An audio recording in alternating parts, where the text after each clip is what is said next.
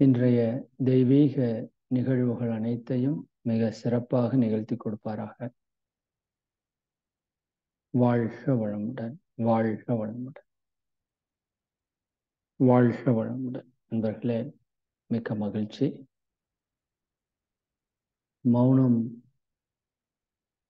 நிறைவு செய்த அந்த வாய்ப்பிலேயே உங்களுக்கு அதை பற்றிய சில விஷயங்களை கடத்திடணும், உங்க உணர்வுக்குள்ள அது போறதுக்கு ஒரு வாய்ப்பா இருக்கும் அப்படிங்கிறதுனால இன்னைக்கு ஈவினிங்கே இந்த உரை ஏற்பாடு செய்திருக்கிறோம். கிட்டத்தட்ட 30 நாட்கள். அந்த 30 நாட்கள்ல 720 மணி நேரங்கள். அதுல தூங்குறதுக்கு ஒரு 6 மணி நேரம் கழித்தாலும், மற்ற நிகழ்வுகள் எல்லாம் ஒரு 10 மணி நேரம் செய்து கொண்டாலும், குளிக்கிறது சாப்பிட்றதெல்லாம் ஒரு 14 மணி நேரம் நமக்கு ஒவ்வொரு நாளைக்கும். இன்னைக்கு அழகரையா ரொம்ப அழகா சொன்னாங்க. தியானத்தையும் தற்சோதனையையும் நாம் தொடர்ந்து ஆழமாக பயிலக்கூடிய ஒரு காலம் மௌன காலம். அந்த விதத்துல கிட்டத்தட்ட 420 மணி நேரங்கள் தியானத்திலையும் தற்சோதனையிலையும் மகான்களுடைய சிந்தனையிலையும் போயிருக்கிற விஷயத்த நான் இப்போ இந்த 1 மணி நேரத்துல சொல்றது அப்படிங்கிறது நிச்சயமா சாத்தியம் இல்லை. சில விஷயங்களை உங்களோட பகிர்ந்து கொள்கிறேன். இதை பற்றிய அனுபவத்தை ஒரு நூலாக கொடுக்கணும் அப்படிங்கிற ஒரு எண்ணமும் இந்த தியானத்துல எனக்கு உள்ளுணர்வா தோன்றிய ஒரு விஷயம்.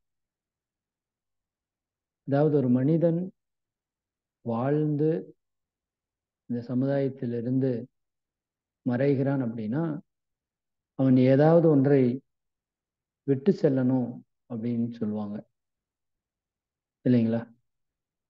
அதுல மிக உயர்ந்த விஷயம் எது அப்படின்னு பார்த்தோம்னா, இந்த அறிவு செல்வம். அதுல நூலும் அடங்கும். அதனால அந்த ஒரு தாட் இந்த மௌனத்துல எனக்கு உருவான ஒரு முக்கியமான விஷயமா நான் கருதுறேன்.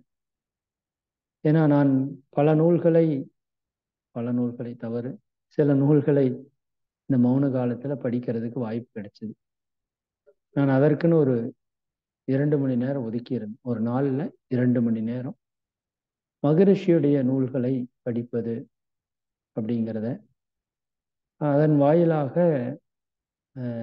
மகரிஷியுடைய கருத்துக்கள் எவ்வளவு சிறப்பா இருக்கு, ஏன் அது உலகம் முழுக்க இன்னும் போகாம இருக்கு, உலகம் முழுக்க பிரசித்தி பெற்ற நூல்கள் சிலவற்றை 1-2 நான் பார்த்தேன். அது அந்த அளவுக்கு தரமான நூல் தான், மாற்று கருத்தே கிடையாது. உலகம் முழுக்க பேசப்படுகிற நூல். ஆனா அந்த நூலினுடைய சாராம்சத்தை பார்த்தா மகரிஷி சொன்ன கருத்துக்கள் தான் அதுல இருக்கு. இன்னும் ஒரு படி மேல போய் மகரிஷி எல்லாவற்றையும் பயிற்சியாக மாற்றி கொடுத்துருக்குறாங்க. ஆனா அவங்க அதையெல்லாம் ஃபாலோ பண்ண சொல்றாங்க. அப்ப இது எந்த அளவுக்கு ஒரு உயர்ந்த ஒரு விஷயம் மகரிஷி நம்ம கிட்ட கொடுத்துருக்காங்க. அது ஏன் நாம இன்னும் நூல்களா கொண்டு வராம இருக்கோம், ஏன் இன்னும் அது பல மொழியில போகாம இருக்குங்கிற பலவிதமான கேள்விகள் எனக்குள்ள வந்துட்டே இருந்தது. அதற்கான ஒரு விடையாக இந்த மௌன காலத்துல பெற்ற அனுபவங்களை நாம நிச்சயமா ஒரு நூலா வரும்னு நம்புறோம். உங்க எல்லாருடைய வாழ்த்தும் நிச்சயமா வேணும். மகிழ்ச்சி. அப்போ அந்த நூல்ல நம்ம எல்லாத்தையும் விரிவாக பார்க்கலாம். வாய்ப்பு இருந்தா இந்த விஷயத்தையே கூட நம்ம ஒரு மாதத்திற்கு கூட சிந்திக்க முடிஞ்சதுன்னா நம்ம கொண்டு போகலாம். சரி, மௌனத்தில் நடந்தது என்ன? அப்படித்தான் சொல்லணும் இல்லையா? மௌனம் மௌனம்னு நானும் பேசிட்டே இருந்திருக்கேன். 10 நாட்கள் மௌனம் இருந்திருக்கிறேன். ஆனா அது இருந்த காலகட்டங்கள் ஆன்மீக வாழ்க்கையை தொடங்கின காலகட்டம். அதற்கப்புறம் நீண்ட மௌனங்கள் நான் இருக்கல. அதை நான் செய்த மிகப்பெரிய தவறாக நினைக்கிறேன். ஆனால் இன்னொரு பக்கம் பார்த்தோம் அப்படின்னா, அந்த இத்தனை ஆண்டுகள் எடுத்திருக்கு, 18 ஆண்டுகள் இல்லையா? மகரிஷி கிட்ட தீட்சை வாங்கி 18 ஆண்டுகள் நிறைவாகி 19வது ஆண்டுல தான் நான் 30 நாள் மௌனம் இருக்கிற அளவுக்கு எனக்கு ஒரு புண்ணியமோ ஒரு வாய்ப்போ ஏதோ ஒண்ணு வச்சுக்கோங்களேன், அது இயற்கை வந்து எனக்கு கொடுத்துருக்கு. அது நிறைய பேர் சொல்லுவாங்க நீங்க ரொம்ப சர்வீஸ் பண்றீங்க அப்படின்னு. அது சர்வீஸ் கிடையாது, என்னுடைய டியூட்டி தான்.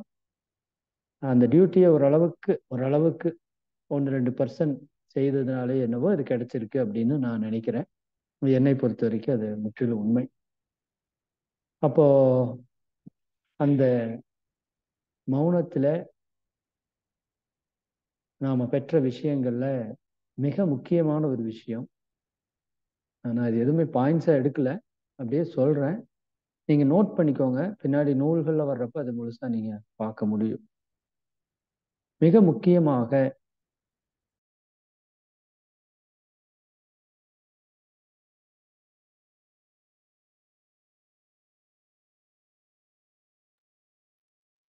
அதாவது என்னோட வாழ்க்கையில நான் ரொம்ப ரொம்ப முயற்சி பண்ண ஒரு விஷயம்னு பார்த்தீங்கன்னா, இரண்டொழுக்க பண்பாடை கடைபிடிக்கணும்.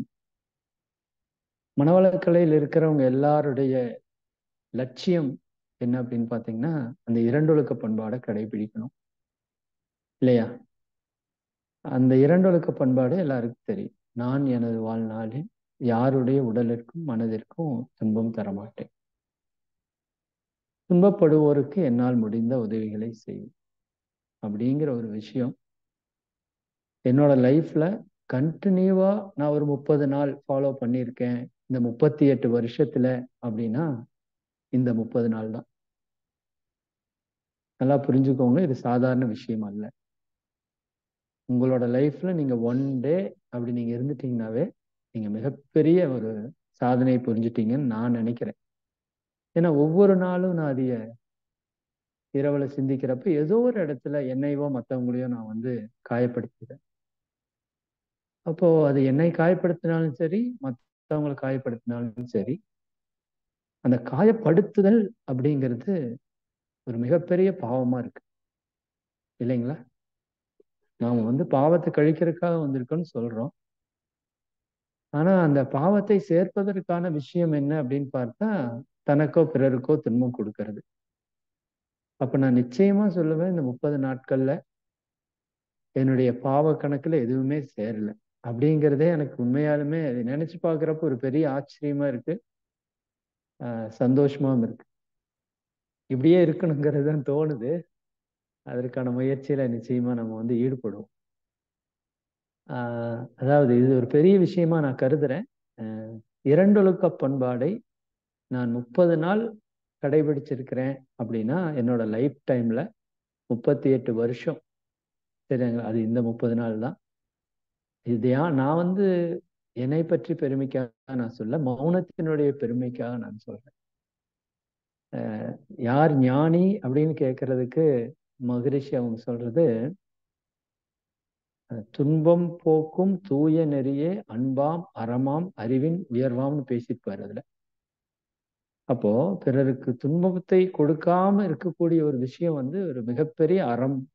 அதுதான் அன்பு, அதுதான் இறைவனுடைய தொண்டு அப்படின்னு சொல்றோம். அப்ப அதுல நிற்பதற்கான ஒரு வாய்ப்பை எனக்கு வந்து இந்த மௌன காலம் கொடுத்தது. மௌன காலத்தை யாரெல்லாம் அனுஷ்டிக்கிறோமோ எல்லாத்துக்குமே கொடுக்கும்.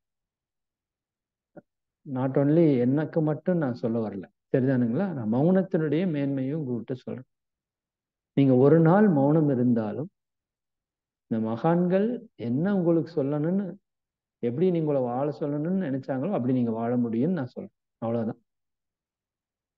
அப்ப முதல் விஷயம் நான் பதிவு பண்றது, இரண்டொழுக்க பண்பாடை நான் மேக்சிமம் மேக்சிமம் கடைபிடித்த நாட்கள் இந்த நாட்கள் அப்படின்னு ஒரு பதிவு வச்சு.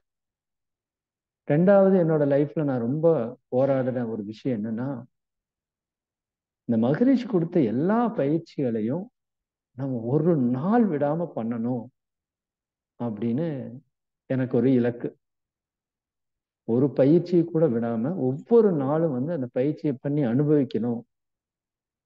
அந்த ஒரு லட்சியமும் இந்த மௌனத்துல நிறைவேறுச்சு. ஒவ்வொரு நாளும் விடாம அது ஜீவகாந்த பெருக்க பயிற்சி, உடற்பயிற்சி, காயகல்பம், தியானம், இன்னும் அப்பரிமிதமான தியானம். ஒரு நாளைக்கு குறைந்தது நான் சொன்னது போல ஒரு 7 மணி நேரத்திலிருந்து ஒரு 8 மணி நேரம் தியானம். தற்சோதனை குறைந்தது ஒரு 2 மணி நேரம். கிட்டத்தட்ட 60 மணி நேரம் தற்சோதனை பண்ணியிருப்பேன். என்னோட லைஃப்ல நிறைய விஷயங்கள் எனக்கே இன்னைக்கு இப்பதான் தெரியுது. நான் ஒரு சின்ன சின்ன விஷயத்துல எல்லாம் மிஸ் பண்ணது எல்லாத்தையும் அது எனக்கு எடுத்து காமிச்சிருக்குன்னு நான் சொல்லுவேன். அப்போ மௌனம் அப்படிங்கிற ஒரு 6 பயிற்சிகள் நான் அடிக்கடி சொல்லுவேன். உடற்பயிற்சி, காயகல்பம், தியானம், தற்சோதனை, மௌனம், சரிங்க, ஜீவகாந்த பெருக்க பயிற்சி. இந்த 6 பயிற்சியும் நம்ம வாழ்நாள்ல நாம கடைபிடிக்க வேண்டிய அற்புதமான பயிற்சிகள் நம்ம எல்லாருக்கும் தெரியும். ஆனா அது தெரிஞ்ச போதிலும் நம்ம யாரும் பெருசா செய்ய முடியறது இல்லை. சரி, நான் குறையா சொல்லல, பட் நம்ம முயற்சி பண்றோம். அதற்கான நம்ம வாழ்க்கை ஓட்டத்துல வாய்ப்பு குறைவா இருக்கிறது போல ஒரு காட்சி. முயற்சி பண்றோம். ஆனா அந்த 6 பயிற்சியும் என்னோட லைஃப் டைம்ல 30 நாள் விடாம பண்ணது இந்த 30 நாள் தான். இப்போ மௌனம் நம்ம எல்லா பயிற்சியும் முறையா முழுசா பண்றத ஒரு வாய்ப்பை மௌனம் நமக்கு கொடுக்குது. சரிதானுங்களா? அதுல 3வது விஷயம் நான் சொல்ல வேண்டியது தியானம். நான் என்ன நினைக்கிறேன் அப்படின்னா, என்னோட அறிவு கெட்டி இன்னும் நம்ம தியானத்திற்கு அதிகமான முக்கியத்துவம் கொடுக்கலையோ அப்படிங்கிற ஒரு மனோபான்மை கூட எனக்கு வந்தது. ஏன்னா நான் இருக்கிற இடம் பிரமிடு அமைப்பு. பிரமிடு அமைப்பினுடைய முதன்மை குரு பத்ரிஜி அவர்கள், பிரம்மரிஷி பத்ரிஜி அவர்கள், அவங்களுக்கும் மகரிஷிக்கும் நிறைய ஒற்றுமை இருக்கு. நம்ம அதை பத்தியே 1-2 வகுப்புகளுக்கு மேல அதை பத்தியே பேசலாம். மகரிஷி எப்படி எல்லாருக்கும் இந்த தீட்சை போகணும், இதுல பாரபட்சம் இல்லாம போகணும்னு நினைச்சாங்களோ, அதே மாதிரி அவங்களுக்கும் அந்த தன்மை, எல்லாருக்கும் தியானம் போகணும், அதே மாதிரி எல்லாரும் மாஸ்டர் ஆகணும். இவங்க மெயினா சொல்றது பி எ மாஸ்டர். சரிதானே? பி எ மாஸ்டர். எல்லாருமே இங்க ஒரே ஒரு தியானம் தான். அதான் எனக்கு பெரிய ஆச்சரியமா இருக்கு. ஒரே ஒரு தியானம், ஆனாபானா சதி, புத்தருடைய தியான முறை. அது ஒண்ணே ஒண்ணுதான். பட் நான் இப்ப கூட யோசிக்கிறேன், மகரிஷி நமக்கு நிறைய கொடுத்தாரோ இல்லையா? ஒரு தியானத்திலேயே எல்லாத்தையுமே நம்ம அடைய முடியும். ஆனா நமக்கு 9 தியானம் கொடுத்தாரு இல்லையா? அதனால நமக்கு இதை செய்யறதா அதை செய்யறதான்னு ஒரே கேள்வி கேட்டுட்டே போறோமே தவிர தியானத்துல ஆழமா போனோமான்னு தெரியல. அப்ப இங்க அந்த ஒரே தியானம், அந்த தியானத்தை ஆழமா பண்றாங்க. குறைஞ்சது 5 மணி நேரம் 6 மணி நேரம் சர்வ சாதாரணமா பண்றாங்க தியானத்தை. மற்ற இங்க உடற்பயிற்சிகள் இல்லை, புத்தகங்கள் நிறைய படிக்க சொல்றாங்க. நிறைய புக் நாலேஜ், எல்லா மகான்களுடைய நூலையும் படிங்க அப்படின்னு சொல்றாங்க. அது ரொம்ப முக்கியமான ஒரு விஷயம். ஏன்னா அதுல அந்த அறிவியை நம்ம நிறைய பெருக்கிறதுக்கான வாய்ப்பு. அப்புறம் கொஸ்டின் ஆன்சர் செஷன், இதெல்லாம் அவங்ககிட்ட இருக்கிற மிக முக்கியமான விஷயம். சரி, நான் அதுக்கு ஏன் சொல்ல வரேன்னா, தியானத்துல நாம ஆழமா இன்னும் பயணிக்கல அப்படிங்கிறது என்னுடைய தனிப்பட்ட கருத்து. மொத்தமா நம்ம அமைப்பிலேயே கூட நான் சொல்றேன். நிறைய பேர் மகரிஷி அந்த 20 நிமிஷம் தியானம் பண்ணா போதும் அப்படின்னு சொல்லி சொன்னாரு அப்படிங்கிறாங்க. ஆனா மகரிஷியோட நீங்க வாழ்க்கை வரலாறையோ அல்லது அவர் எழுதிய பாடல்களையோ கவிகளையோ நான் நிறைய ஆராய்ச்சி எடுத்துக்கிட்டேன் இந்த முறை. ஏன்னா நாம் ஒரு ஒரு ஒரு மார்க்கத்துல வர்றதுன்னு ஆயிடுச்சு. இதுதான் வாழ்க்கை லட்சியம்னு முடிவும் பண்ணியாச்சு. வேதாத்திரியத்தை உலகம் முழுக்க கொண்டு போய் சேர்த்தணும் அப்படிங்கிற ஒரே லட்சியம் நம்ம எல்லாருக்கும் அது இருக்கு. அப்போ அதற்குள்ள நமக்கு மிகப்பெரிய ஒரு தெளிவு வேணும்னு நான் நிறைய நாள் கேட்டுக்கிட்டது உண்டு. ஆனா அந்த தெளிவுக்குள்ள நான் முழுசா வரல. சரியானுங்களா? ஓப்பனா சொல்ல போனோம்னா ஒரே வார்த்தை, குண்டு சட்டியில குதிரை தான் ஓட்டிட்டு இருந்திருக்கிறேன் 18 வருஷமா. இந்த மௌனத்திற்கு முன்னாடி என்னோட மனோநிலை நான் சொல்றேன். ஆனா இந்த மௌனத்துல நான் படித்த நூல்களே தான் எனது வாழ்க்கை விளக்கமா இருக்கட்டும், ஞான களஞ்சியமா இருக்கட்டும், இந்த ரெண்டை மட்டும்தான் எடுத்தேன். வேற எதுவும் பெருசா எடுக்கல. ஆனா இதுல ஒவ்வொரு விஷயமும் நான் படிக்கிறப்ப அது இத்தனை நாள் நான் புரிஞ்சதுக்கும் இந்த நிலையில நான் புரிஞ்சதுக்கும் ஒரு மிகப்பெரிய வித்தியாசத்தை என்னால பார்க்க முடியுது. இது நீங்க நிச்சயமா புக்கு படிக்கிறவங்க எல்லாருமே இந்த நிலையை நீங்க ஃபீல் பண்ணிருப்பீங்க. ஒரு புத்தகத்தை நீங்க எடுத்து படிக்கிறீங்கன்னா இன்னைக்கு நீங்க படிக்கிறதுக்கும் நாளைக்கு நீங்க படிக்கிறதுக்கும் வேற வித்தியாசமான விளக்கங்கள் உங்களுக்கு வரும்.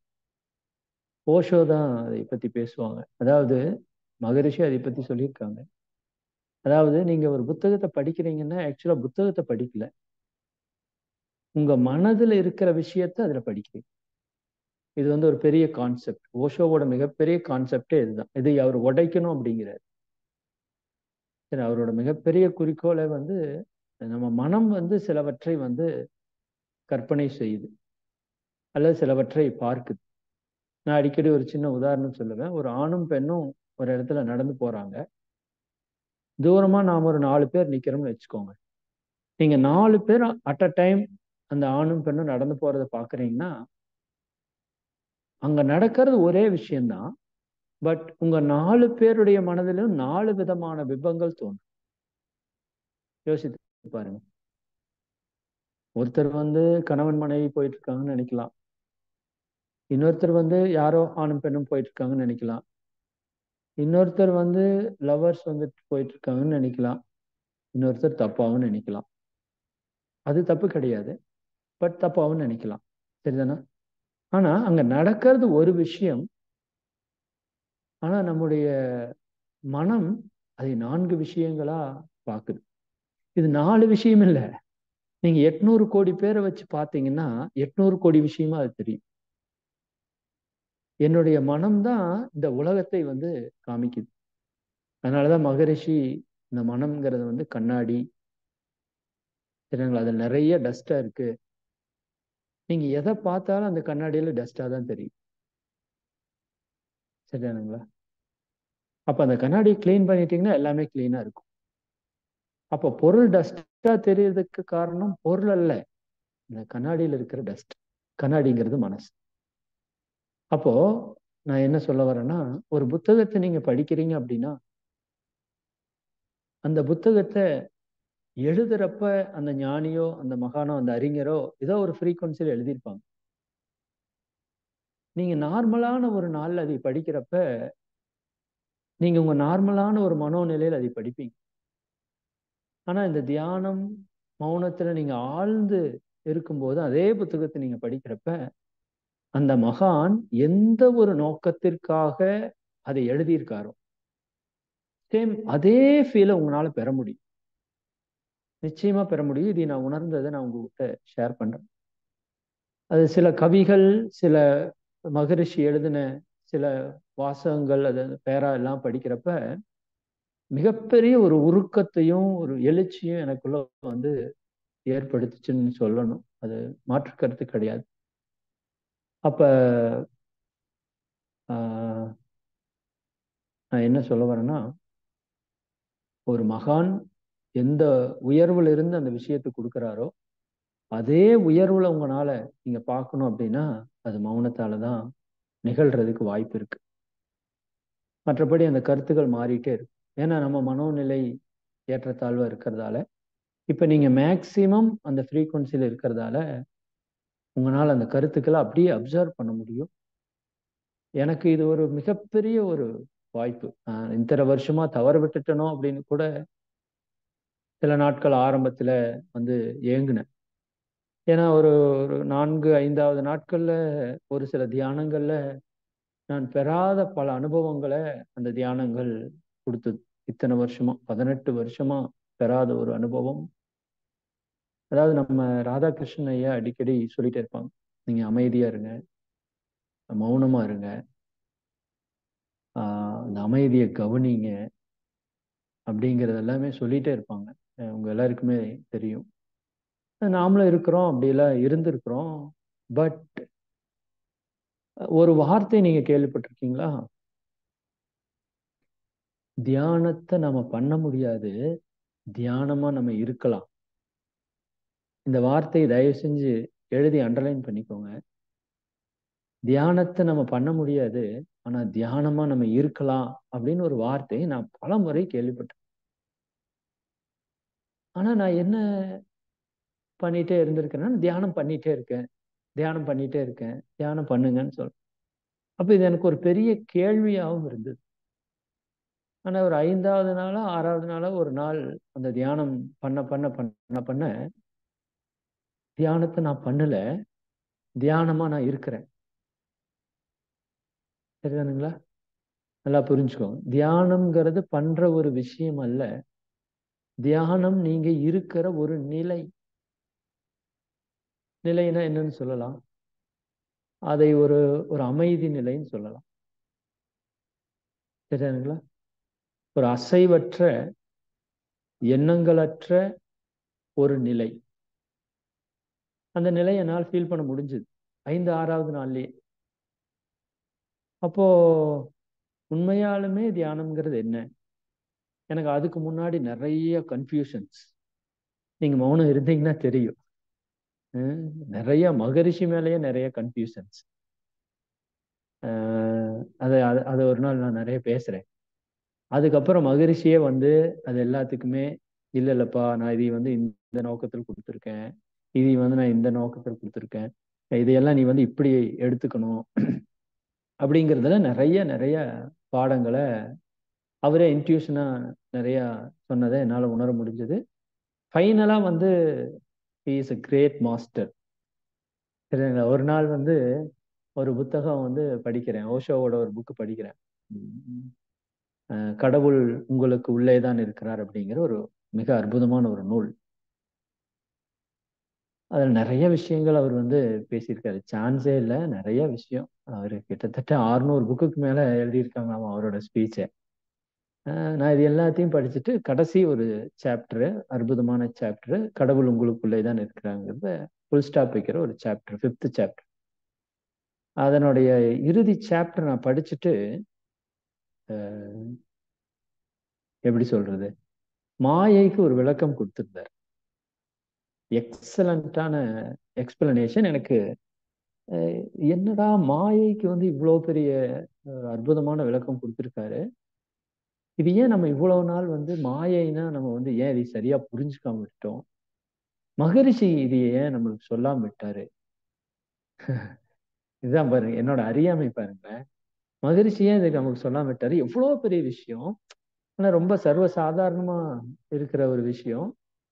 மகரிஷி சில இடங்கள்ல கோடிட்டு காமிச்சிருக்காங்க, ஏன் நாம வந்து புரிஞ்சுக்கல அப்படிங்கிற மாதிரி இருக்கிறப்ப அந்த புக்கை படிச்சுட்டு நான் என்ன பண்ணுவேன்னா, மற்ற மகான்களோட புக்கை படிப்பேன், ஏதோ கொஞ்சம் படிப்பேன், அப்புறம் அதே விஷயத்த மகரிஷி என்ன சொல்லியிருக்காருன்னு பார்ப்பேன். இதுதான் எனக்கு வேலை. மகரிஷி எப்படி சொல்லியிருக்காரு அப்படின்னு. ஆனா அதை திருப்புனா, நீங்க இது அதுக்கு எனக்கு மனப்பாடம் ஆகல அந்த கவி, ஆனா எழுதி வச்சிருக்கேன், உங்களுக்கு ஒரு நாள் எடுத்து காமிக்கிறேன். அவர் அவ்வளோ பெரிய விஷயத்த பேசி இருக்கிறதுல 2 வரியில முடிச்சிட்டாரு மகரிஷி. எனக்கு அப்பதான் தெரியுது, ஆனா இவ்வளோ பெரிய விஷயத்த ஒரு 2 வரியில ஒரு மனுஷன் எப்படியா முடிச்சாரு, அதற்கான அத்தனை பொருள் அதுக்குள்ள இருக்கு. அப்போ இது என்ன சொல்றது நான், சரிதானா? அப்ப மகரிஷி இன்னும் நாம சரியா புரிஞ்சுக்கல. அவர் ஏதாவது ஒரு உடற்பயிற்சி, ஒரு தியானத்தை கத்துக் கொடுக்க ஒரு மாஸ்டர் அப்படிங்கிற மாதிரிதான் நம்ம வந்து பார்த்திருக்கோம். சரிங்களா? அப்போல்லாம் எனக்கு மிகப்பெரிய வியப்பு. ஒவ்வொரு நாளும் வந்து நான் பலமுறை சொல்லியிருக்கேன், அப்படியே மகரிஷி வந்து மத்தவங்களை நீங்க பாக்குறப்ப, அதாவது நான் மத்தவங்களை குறையா சொல்ல, தயவு செஞ்சு ஒவ்வொருத்தவங்களும் மிகப்பெரிய பீக்ல இருக்காங்க மகான்கள். பட் என்னை பொறுத்த வரைக்கும் இது ஓஷோ அவங்க சொன்னதை மகரிஷி இங்க சொல்லியிருக்காங்க. சரி, அப்ப இந்த மகான் சொன்னதை இங்க சொல்லியிருக்காங்க, இப்படி சொல்லியிருக்காங்க, இந்த மாதிரி சொல்லியிருக்காங்க, இன்னும் இதை விட ஆழமா சொல்லியிருக்காங்க, இப்படி எல்லாம் நிறைய கருத்துக்கள் வந்து கிடைச்சிட்டே இருந்து. அப்ப இதுல நான் பதிவு பண்ண வேண்டிய கருத்து என்னன்னா, தியானத்தினுடைய ஆழத்தை நீங்க தொடணும்னா நிச்சயமா நீங்க தொடர் மௌனம் இருந்துதான் ஆகணும். வேற வழி இல்லை. நீங்க சொன்னா அதை எப்படி நம்புவீங்கன்னு தெரியல. நீங்க ரியலைஸ் பண்ணா மட்டும்தான் அது தெரியும். நாம இன்னைக்கு நடக்கிற தியானத்திற்கும் நாளைக்கு நடக்கிற தியானத்துக்கு வித்தியாசத்தை பார்த்து பார்த்து பழகுனவங்க இல்லையா? நீங்க லைஃப்ல இன்னைக்கு நல்லா இருந்துச்சு சார் தியானம், நேத்து நல்லா இல்லை சார். போன வாரம் ஒரு நாள் பண்ணேன் சார், அப்படி வந்தது சார். One second. தண்ணி. சரி. அப்போ ஆஹ் தியானத்தை நாம வெவ்வேறு விதமா தானே பண்ணியிருப்போம். ஏன் ஒரே மாதிரி தியானம் கிடைக்காது அப்படின்னா கிடைக்கும். நீங்க ஒரே மாதிரி தியானத்தை அனுபவிக்கணுமா, இல்ல அந்த தியானத்திலே இன்னும் ஆழ்ந்து ஆழ்ந்து ஆழ்ந்து ஆழ்ந்து அனுபவிக்கணும். சரிங்களா? கிட்டத்தட்ட ஒரு நான் ஒரு செட்டிங் நம்ம உட்கார்ந்தோம் அப்படின்னா குறைஞ்சது 2 மணி நேரம், அதிகபட்சம் 3.5 மணி நேரம் வரைக்கும் அந்த சிட்டிங் போகுது. ஆக்சுவலா எனக்கு மெடிடேஷன் அவ்வளவு நேரம் உட்கார்றதுக்கான வாய்ப்பு இல்லையா, இல்ல நானே உட்காரலையாங்கிறது ஒரு விஷயம். ரெண்டாவது, எனக்கு தீவிரமான ஒரு தாகம் இருக்கு. நீண்ட நேரம் தியானம் உட்காரணும், நாள் கணக்கில் உட்காரணும்னால நினைச்சது உண்டு. புத்தர் உட்கார்ந்த மாதிரி உட்கார்ந்தா செத்தாலும் பரவாயில்ல, ஞானம் கிடைச்சா எந்திரிக்கலாம் அப்படிலாம் நினைச்சது உண்டு. ஆனா ஒரு இந்த ஒரு 30 நாளைக்கு முன்னாடி என்னால கொஞ்ச நேரம், ஒரு அரை மணி நேரத்துக்கு மேல ஆன தியானங்கள்லயே பெருசா என்னால உட்கார முடியல. ஏன்னா நம்ம ஒர்க் ஷெட்யூல் பிஸி எல்லாமே உங்களுக்கு தெரியும். ஏதோ உட்காந்து கொஞ்ச நேரம் ஏதோ பண்ணிட்டு இருந்திருக்கிறேன்னு தான் தெரியும். உண்மையான தியானத்தை நான் அனுபவிக்கவே இல்லை. ஓப்பனா நான் சொல்றேன். இந்த தியானத்தை அனுபவிச்சதுக்கு அப்புறம் இந்த 18 வருஷத்தை நான் வீண் பண்ணிட்டணும் அப்படின்னு கூட நான் ஆரம்ப காலத்துல ஒரு 5-6 நாள்ல நிறைய கொஞ்சம் மன உளைச்சல் ஆயிடுச்சு. ஏன் இதை நம்ம இப்படி விட்டோம், ஏன் நமக்கு இது இவ்வளவு யாருமே ஆழமா நமக்கு சொல்லாம விட்டாங்க, சொல்லியும் நம்ம கேட்காம விட்டுட்டோம். நிறைய பேர் சொன்னாங்க சொல்லியும் நம்ம கேட்காம விட்டுட்டோம். இப்படியெல்லாம் நிறைய ஒரு மன உளைச்சல் மாதிரி ஆயிடுச்சு. ரெண்டாவது, மகரிஷி பற்றி நிறைய கேள்விகள் வந்துருச்சு. ஏன்னா அவரு சொல்ற விஷயம் தியானத்துல ஒரு பக்கம் விரிஞ்சு போய் இறைவனை உணரணுங்கிறாரு, ஒரு பக்கம் ஒடுங்கி போய் இறைவனை உணரணுங்கிறாரு. எதை பிடிக்கிறதுன்னு அதுல நிறைய கன்ஃபியூஷன். இதெல்லாம் நான் சொல்றேன் பாருங்க, இதெல்லாம் நான் சொல்றப்போ உங்களுக்கு ஒரு சின்ன விஷயமா தெரியும். ஆனா நீங்க உட்கார்ந்தா தான் அது என்னன்னே தெரியும். அதுக்கப்புறம் மகரிஷிட்ட கேட்டு கேட்டு அது இப்படித்தான், இது இப்படித்தான், இது இந்த மாதிரி உனக்கு எது செட் ஆகுதோ அதுல போ அப்படிங்கிற மாதிரி நிறைய அவர் கைடன்ஸ் பண்ண அதுலயே போனோம்.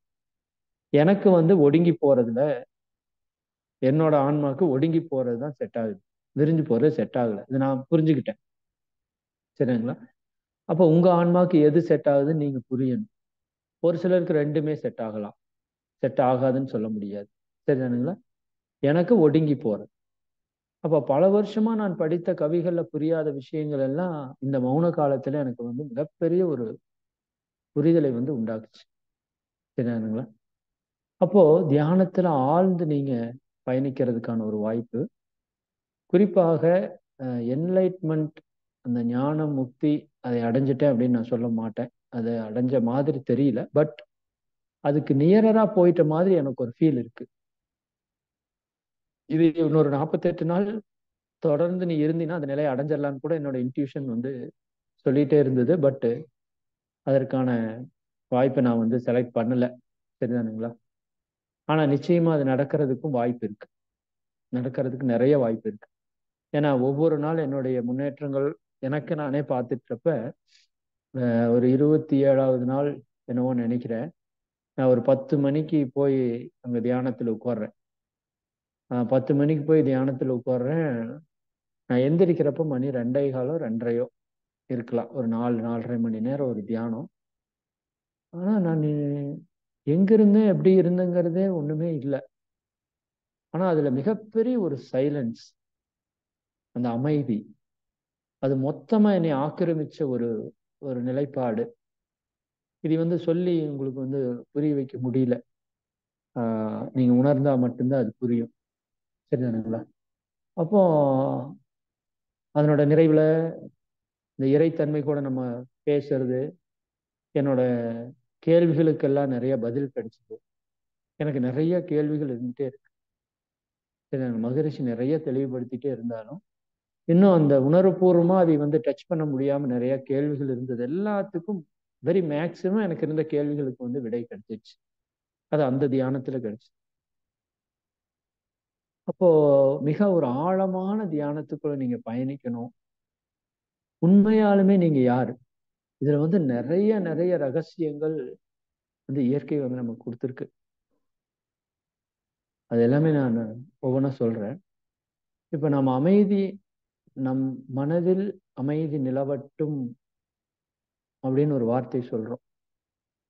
சரிங்களா? நம்மை சுற்றிலும் அமைதி நிலவட்டும், உலகம் முழுவதும் அமைதி நிலவட்டும். ஆக்சுவலா இந்த வார்த்தை வந்து தவறா எடுத்துக்க வேண்டாம். அவங்க சரியா தான் போட்டிருப்பாங்க. இந்த ஓம் சாந்தி சாந்தி சாந்தி அப்படின்னா அதற்கான மீனிங் என்னவா இருக்குன்னு எனக்கு இன்ட்யூஷன்ல வந்த செய்தியில ஒரு செய்தி சொல்றேன். அதாவது நம் மனதில் அமைதி நிலவட்டும் அப்படிங்கிறதுல அந்த ஓம் சாந்தி வந்து இருந்திருக்கிறதுக்கு வாய்ப்பு இல்லை. என்னோட அறிவு கெட்டு நான் சொல்றேன், மறுபடியும் நான் சொல்றேன், யாரையும் நான் குறையெல்லாம் சொல்லல. என்னோட அறிவு உங்களோட புரிதல்ல நீங்க மெர்ஜ் பண்ணி பாருங்க. நம் மனதில் அமைதி நிலவட்டும் அப்படிங்கிறத விட, சரிங்களா, நான் அமைதியாக இருக்கிறேன், இன்னும் ஒரு படி மேல போய் நானே அமைதியாக இருக்கிறேன், இன்னும் ஒரு படி மேல போய் நான் அமைதியாகவே இருக்கிறேன், இன்னும் ஒரு படி மேல போய் அமைதியே நானாக இருக்கிறது. இப்ப நான் பேசுறது ஒரு சிலருக்கு வந்து என்ன, இத்தனை நேரம் நல்லா தானே பேசினாரு, ஏதோ லூஸ் மாதிரி பேசிட்டு இருக்காரு அப்படி தோணுன்னு நினைக்கிறேன். தோணலாம். ஏன்னா எனக்கே அப்படித்தான் தோணுச்சு. என்னடா என்னென்னமோ பேசிட்டு இருக்கோம், என்னென்னமோ யோசிச்சுட்டு இருக்கோம். ஆக்சுவலா உண்மை அப்படித்தான் இருக்கு. சரிங்களா? நான் அமைதியா இருந்தேன்ப்ப. அமைதி வேற, நான் வேற இல்லை. நான் தான் அமைதி. அமைதி தான் நான். சரிதானுங்களா? அப்ப நானே அமைதியாக இருக்கிறேன், அமைதியே நானாக இருக்கிறது. இது வந்து ஹையஸ்ட், அதான் கரெக்ட். அமைதி தான் நானா இருக்கு, நான் அமைதியாக இல்லை. அமைதி தான் நானா இருக்கு. சரிதானுங்களா? இது எல்லாமே வந்து அந்த மிகப்பெரிய ஒரு புரிதல். இது வந்து நீங்க உங்களுக்கு கேட்கறதுக்கு எப்படி இருக்குன்னு எனக்கு தெரியல. ஆனா எனக்கு ஆன்மாவுக்குள்ள அவ்வளோ ஒரு பயங்கரமான சந்தோஷம், மகிழ்ச்சி. எதையோ இந்த தாமஸ் ஆல்வா எடிசன் 1063 கண்டுபிடிச்ச மாதிரி நான் நிறைய இதுல கண்டுபிடிச்சிருக்கேன். சரி, அது எனக்கான ஞானம்னு வச்சுக்கோங்களேன். ஆக்சுவலா அது அதான் இருந்திருக்கணும். ஓம் சாந்தி, நீ அமைதியாக இருக்கு, உன்னை சுற்றிலும் அமைதியாக இருக்கிறது, இந்த உலகம் பிரபஞ்சம் முழுவதும் அமைதியாக இருக்கு. அதான் ஓம் சாந்தி சாந்தி சாந்திக்கான சரியான பொருள்னு நான் உணர்ந்துக்கிட்டேன். மறுபடியும் நான் சொல்றேன், நான் சொல்றது எல்லாம் நீங்க வந்து நம்பணும்னு எடுத்துக்கணும்னு நான் சொல்ல வரல. பட் இதை வந்து நீங்க திங்க் பண்ணுங்க.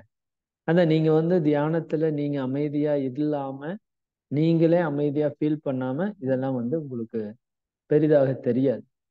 அதனால இந்த இந்த பாயிண்ட்டுக்கு ஃபுல் ஸ்டாப் வைக்கிறேன். தியானத்துல நீங்க எல்லாரும், நம்ம எல்லாரும் மிகப்பெரிய சந்தோஷத்தை, அமைதியை, ஆனந்தத்தை அனுபவிக்க முடியும். அதுக்கு நிறைய தியானங்கள் மகிழ்ச்சி கொடுத்துருக்காங்க. ஆனா நாம் அதைய தவறு விட்டுட்டே இருக்கோம். நீங்க தியானத்துல ஆழமா பயணிக்கணும், உங்களை நீங்க உணரணும். சரிங்களா? அதற்கு ஒரே வழி மௌனம் தான். வேற எதுவும் வாய்ப்பு எனக்கு தெரியல. அதே போல தியானத்தை பற்றி நிறைய ஞானங்கள் கிடைச்சது. குறிப்பாக மகரிஷி அவங்க கிட்ட நீங்க ரெண்டு வாய்ப்பு நான் உங்களுக்கு சொல்றேன். அடிப்படை தியானங்கள், சிறப்பு தியானங்கள் அப்படின்னா நீங்க எதை கை வைப்பீங்க? எல்லாருமே மேக்சிமம் சிறப்பு தியானங்களை கை வைப்போம். சிறப்பு தியானங்களை கை வைப்போம். 9 மைய தவம் எடுத்தோன்னே சரிதானே, பஞ்சபூதன தவம், பஞ்சேந்திரிய தவம், நித்தியானந்த தவம் அப்படியெல்லாம் போறோம் இல்லையா? ஆனா ஆக்சுவலா ஞானம் ஒளிஞ்சிருக்கிறதே அடிப்படை தவத்துக்குள்ளதான். நீங்க சொல்ல நம்புவீங்களான்னு தெரியல, நான் இந்த 30 நாளும் ஆக்கினை துரியத்தை தவிர வேற எதுவும் பண்ணல. ஏன்னா ஆக்கினை துரியத்திலேயே எனக்கு அந்த அமைதி நிலை கிடைச்சிச்சு. ஆனா இது மகரிஷி எழுதியிருக்காரு. நான் அதுக்கு ஒரு ஒரு 2 நாள் ரிசர்ச். என்னோட மனசு சொல்லுது, நீ ஆக்னியிலேயே இறையுணர்வை பெறலாம். நானே பேசியிருக்கேன் நிறைய, பெறாமையே தான் பேசியிருக்கேன். சரிதானுங்களா? போதனை தானே. அப்போ அப்போ ஆகிநிலை இறையுணர் மகரிஷி வந்து எடுத்து நான் ரிசர்ச் பண்றேன். மகரிஷியோட கவிகள் எல்லாம் எடுத்து அந்த அகத்தவத்துல அத்தனை கவிகள் எழுதியிருப்பாரு. எந்த இடத்துலயுமே பஞ்சேந்திரிய தவத்தையோ, பஞ்சபூத தவத்தையோ, 9 மைய தவத்தையோ, நித்யானந்த தவத்தையோ, இறைநிலை தவத்தை, இறைநிலை தவம் பத்தி பேசியிருக்காரு. அது வந்து தவமா இல்லாம அவரோட ஃபுல் பிலாசபியே இறைநிலை தவத்துக்கு. ஆஹ் அதனால நீங்க தவத்துல உயர்ந்து போகணும்னா, நான் இதுக்கு எல்லாமே இப்போதான் கொஞ்சம் ஒரு ஃபார்மேட் பண்ணியிருக்கிறேன். இப்போ அடுத்த முறை இப்பதான் நமக்கு ஒரு ஃபர்ஸ்ட் டைம் உட்காந்துருக்கோம். அடுத்த டைம் வர்றப்போ இன்னும் பயங்கர டெவலப்மெண்ட் வந்து பிளான் இருக்கு. சரிதானுங்களா? ஆஹ் அது அடுத்த மௌனம் வந்து மிகப்பெரிய ஒரு ஒரு மிகப்பெரிய ஒரு மாற்றத்தை நமக்குள்ள நிகழ்த்தக்கூடிய ஒரு நிகழ்வாக இயற்கை வந்து கட்டமைக்கும்னு நினைக்கிறேன். ஏன்னா பல மகான்களுடைய யுக்திகள் நம்ம கூட இணைஞ்சிட்டே இருக்கு. இதில் நிறைய மகான்களை சிந்திக்கிறதுக்கான ஒரு வாய்ப்பாகவும் இந்த மௌனம் கிடைஞ்சது. நிறைய மகான்களுடைய உயிர் கலப்பு. உயிர் கலப்புனா நீங்க ஏதோ மகரிஷிக்கு வந்து போகர் வந்து காட்சி அளிச்ச மாதிரியோ, வள்ளலார் வந்து காட்சி அளிச்ச மாதிரியோ எல்லாம் ஒன்றும் வரல. சரிங்களா? நமக்கே ஒரு ஆத்மார்த்தமான ஒரு ஃபீல் இருக்கும் இல்லையா? எல்லா மகான்களோட நம்ம கனெக்ட் பண்ண முடியும். நான் அடிக்கடி அதை பண்ணுவேன். அதாவது சில நேரத்துல வந்து தியானம் வந்து கொஞ்சம் செட் ஆகாம போகும். நம்ம அந்த அமைதிக்கு போறதுக்கு ஒரு முயற்சி பண்ணுவேன். ஆஹ் முயற்சியற்ற ஒரு முயற்சி அது. அதை பண்ணும்போது சில நேரத்துல அது வந்து டியூன் ஆகாது. சம் ஏதோ சம் ரீசன். அப்ப என்ன பண்ணுவேன்னா மகான்கள் கூட கனெக்ட் ஆயிடுவேன். அந்த மகான்கள் கூட கனெக்ட் ஆகுறப்பவுமே அந்த ஃபீல் வந்து ஆக்சுவலா அந்த தியானத்துல ஒரு உயர்ந்த நிலைக்கு போன என்னவெல்லாம் ஃபீல் கிடைக்குமோ அது மாதிரி ஒரு ஃபீல் வந்து கிடைச்சது. அதற்கு சில விஷயங்கள் எல்லாம் நோட் பண்ணி வச்சிருக்கேன். அதான் நேரடி வகுப்புகள்ல நான் உங்களுக்கு சொல்றேன். இப்போ சொன்னோம்னா அது கொஞ்சம் ஒரு மிகைப்படுத்துதல் மாதிரி ஒரு விஷயமா போயிருமோன்னு நினைக்கிறேன். அதனால அதை பத்தி இப்போ பெரிதா வேண்டாம். ஆனா என்ன ஃபுல் ஸ்டாப் என்னன்னா, தியானத்துல நாம ஒவ்வொருத்தரும், ஒரு சிலருக்கு எனக்கு தியானம் வரல, அது வரல, இது வரல, அப்படி வருது, இப்படி வருது, எல்லாத்தையும் சரிங்களா தூக்கி ஓரமா போட்டு நீங்க அத்தனை பேரும் நினைச்ச மாதிரி தியானத்துல போகலாம். சரிங்களா? அதற்கு நமக்கு ஒரு சரியான நேரம் சூழல்ல நம்ம கம்முன்னு உட்காரணும், மௌனமா உட்காரணும்.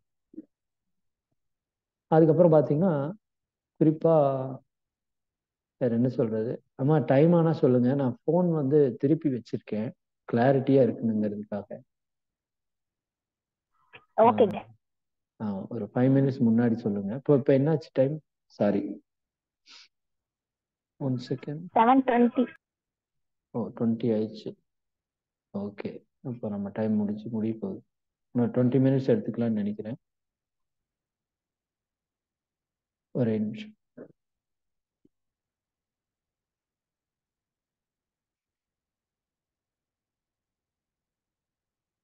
சரி சரி, ஓகே. சரி, இப்போ சில விஷயங்கள் நம்ம பகிர்ந்துருக்கிறோம். அன்பர்கள் எல்லாம் இருக்கிறாங்களா? கிளம்பிட்டாங்களா? சரி, 420 பேர் இருக்காங்க. ஓகே ஓகே ஓகே, செக் மகிழ்ச்சி. பண்ணிட்டு தான் இருக்கு. அதுக்கு மேல வந்தா வேணா யூடியூப் லிங்க் கொடுக்கலாம். சரிம்மா சரிம்மா, இறங்குச்சுன்னா உடனே சொல்லிருங்கம்மா, உடனே முடிச்சிடுறேன்.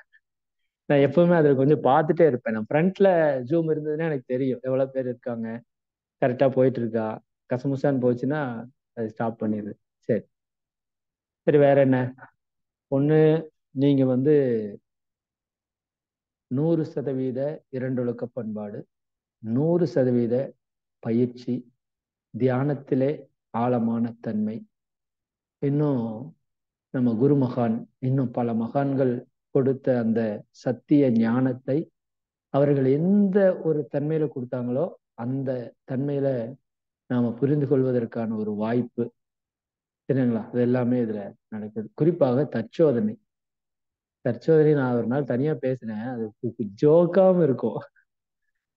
18 வருஷமா, ஏன் 38 வருஷமா வந்து ஒரு சின்ன விஷயத்த வந்து நான் வந்து கேர் எடுக்காம கொஞ்சம் கொஞ்சம் கஷ்டத்தை அனுபவிச்சுட்டே அந்த இதெல்லாம் நிறைய இருக்கு. அதெல்லாம் இப்ப உட்காந்து ஏன்னா ஓடுற வாழ்க்கையில பந்தய குதிரை மாதிரி ஓடிட்டே தான் இருந்திருக்கிறேன். இன்க்ளூடிங் சர்வீஸா இருந்தாலுமே ஓட்டம் தானே. காலையில எந்திரிக்கிறதுல இருந்து நைட் தூங்குற வரைக்கும் என்னோட டைம் டேபிள் பாத்தீங்கன்னா அப்படி இருக்கும். அப்போ சிந்திக்கணும்னு சொல்றோம், பட் அதுக்கு பெருசா நேரமே கொடுக்கல.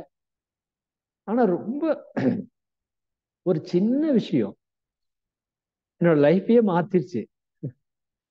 ஒரு அற்பமான விஷயம், அற்பம்னு சொல்லக்கூடாது, அது விஷயத்தை எப்பவுமே அது அற்பமா இல்லை, ஒரு ஒரு சாதாரண விஷயம் எனக்கு பல நாட்களாக இருந்த போராட்டத்தை ஒரு சாதாரண விஷயம் அதை கண்டுபிடிச்சதுனால மாத்திட்டேன். அது என்னங்கிறது ட்விஸ்ட் வச்சிருக்கிறேன், பின்னாடி நான் சொல்றேன். இந்த மாதிரி நிறைய விஷயங்கள் சரிங்களா. ஆஹ் இன்னும் என்னோட வாழ்க்கையை வடிவமைக்கிறதுக்கான நிறைய வாய்ப்புகள். நான் எதை நோக்கி போயிட்டு இருக்கேன், நான் என்ன பண்ணணும், நான் என்ன பண்ணக்கூடாது, நான் எங்க நிறைய நேரத்தை வீணாக்கிட்டேன் சரிங்களா. எப்படி நான் வந்து திட்டமிட்டு இருக்கணும், எல்லாமே கிட்டத்தட்ட ஒரு டைரியை நான் எழுதியிருக்கேன். ஒரு டைரியை வந்து அதை பத்தி ரிசர்ச் பண்ணி என்னை பற்றி ஒரு மிகப்பெரிய ஒரு ஆராய்ச்சி வந்து என்னோட பிளஸ் என்ன, என்னோட மைனஸ் என்ன, நான் எந்த இடத்துல எல்லாம் தப்பு பண்றேன், அது எப்படியெல்லாம் நான் வந்து மாத்திக்கணும், இது எல்லாமே வந்து ஒரு மிகப்பெரிய விஷயமா தெரிஞ்சதுங்க எனக்கு. நீங்க அப்படி எப்படி எடுப்பீங்கன்னு எனக்கு தெரியல. இதை நம்ம வந்து சொல்லிட்டே இருக்கோம், பட் ஆனா அதற்கான வாய்ப்பை நான் வந்து கொடுக்கவே இல்லை. எனக்கான நேரத்தை நான் ஒதுக்காததுதான் இது வரைக்கும் பெரிய பிரச்சனையா இருந்திருக்கு.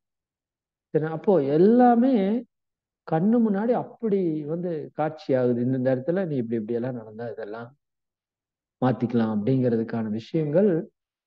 அது அப்படியே அந்த ஸ்பார்க்காய் ஒவ்வொன்றும் அந்த தற்சோதனை பண்றப்ப வர்றத பார்க்க முடியுது.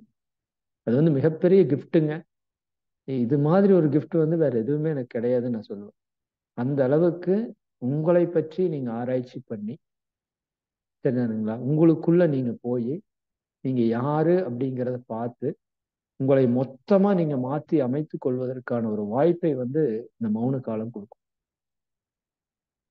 நீங்க நிச்சயமா இல்லாட்டி வேற வாய்ப்பே கிடையாது. நான் அடிச்சு சொல்றேன். நீங்க என்னதான் பண்ணணும்னு நினைச்சாலும் இந்த மாதிரி எல்லாம் பண்றதுக்கு வாய்ப்பு வருமான்னு எனக்கு தெரியல. சரிங்களா. அப்போ அந்த அளவுக்கு அந்த தற்சோதனை, நம்மை நாமே புடம் போடக்கூடிய, நம்மை நாமே தூய்மை செய்யக்கூடிய, நம் தவறுகளை கண்டு நம்மை திருத்தக்கூடிய ஒரு வாய்ப்பை வந்து இந்த மௌன காலம் வந்து மிக சிறப்பாக எனக்கு வழங்குச்சுன்னு சொல்லலாம். அதுல மாற்று கருத்தே கிடையாது. இன்னும்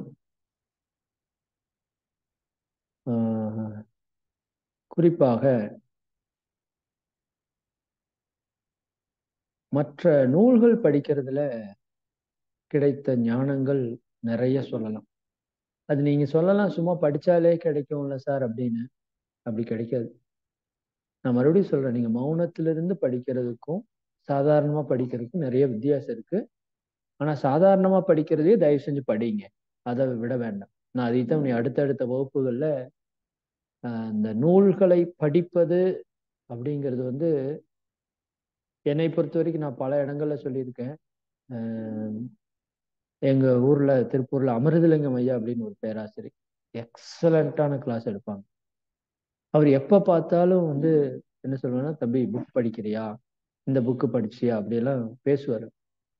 எனக்கு அதுல பெரிய ஒரு இன்ட்ரெஸ்டே இல்லை. அதுக்கப்புறம் ரவிக்குமார் ஐயான்னு ஒரு பெரிய பேராசிரியர், அவரும் வந்து ஒரு புத்தக மிகப்பெரிய நேசிப்பாளர். எப்ப பார்த்தாலும் புக்கை படிச்சு அவங்களோட வகுப்புகள்ல மிகப்பெரிய லெவல்ல இருக்கும். பட் அதுக்கு அந்த புத்தகம் தான் காரணம்னு எனக்கு வந்து அது அவ்வளவு சீக்கிரம் புரியல.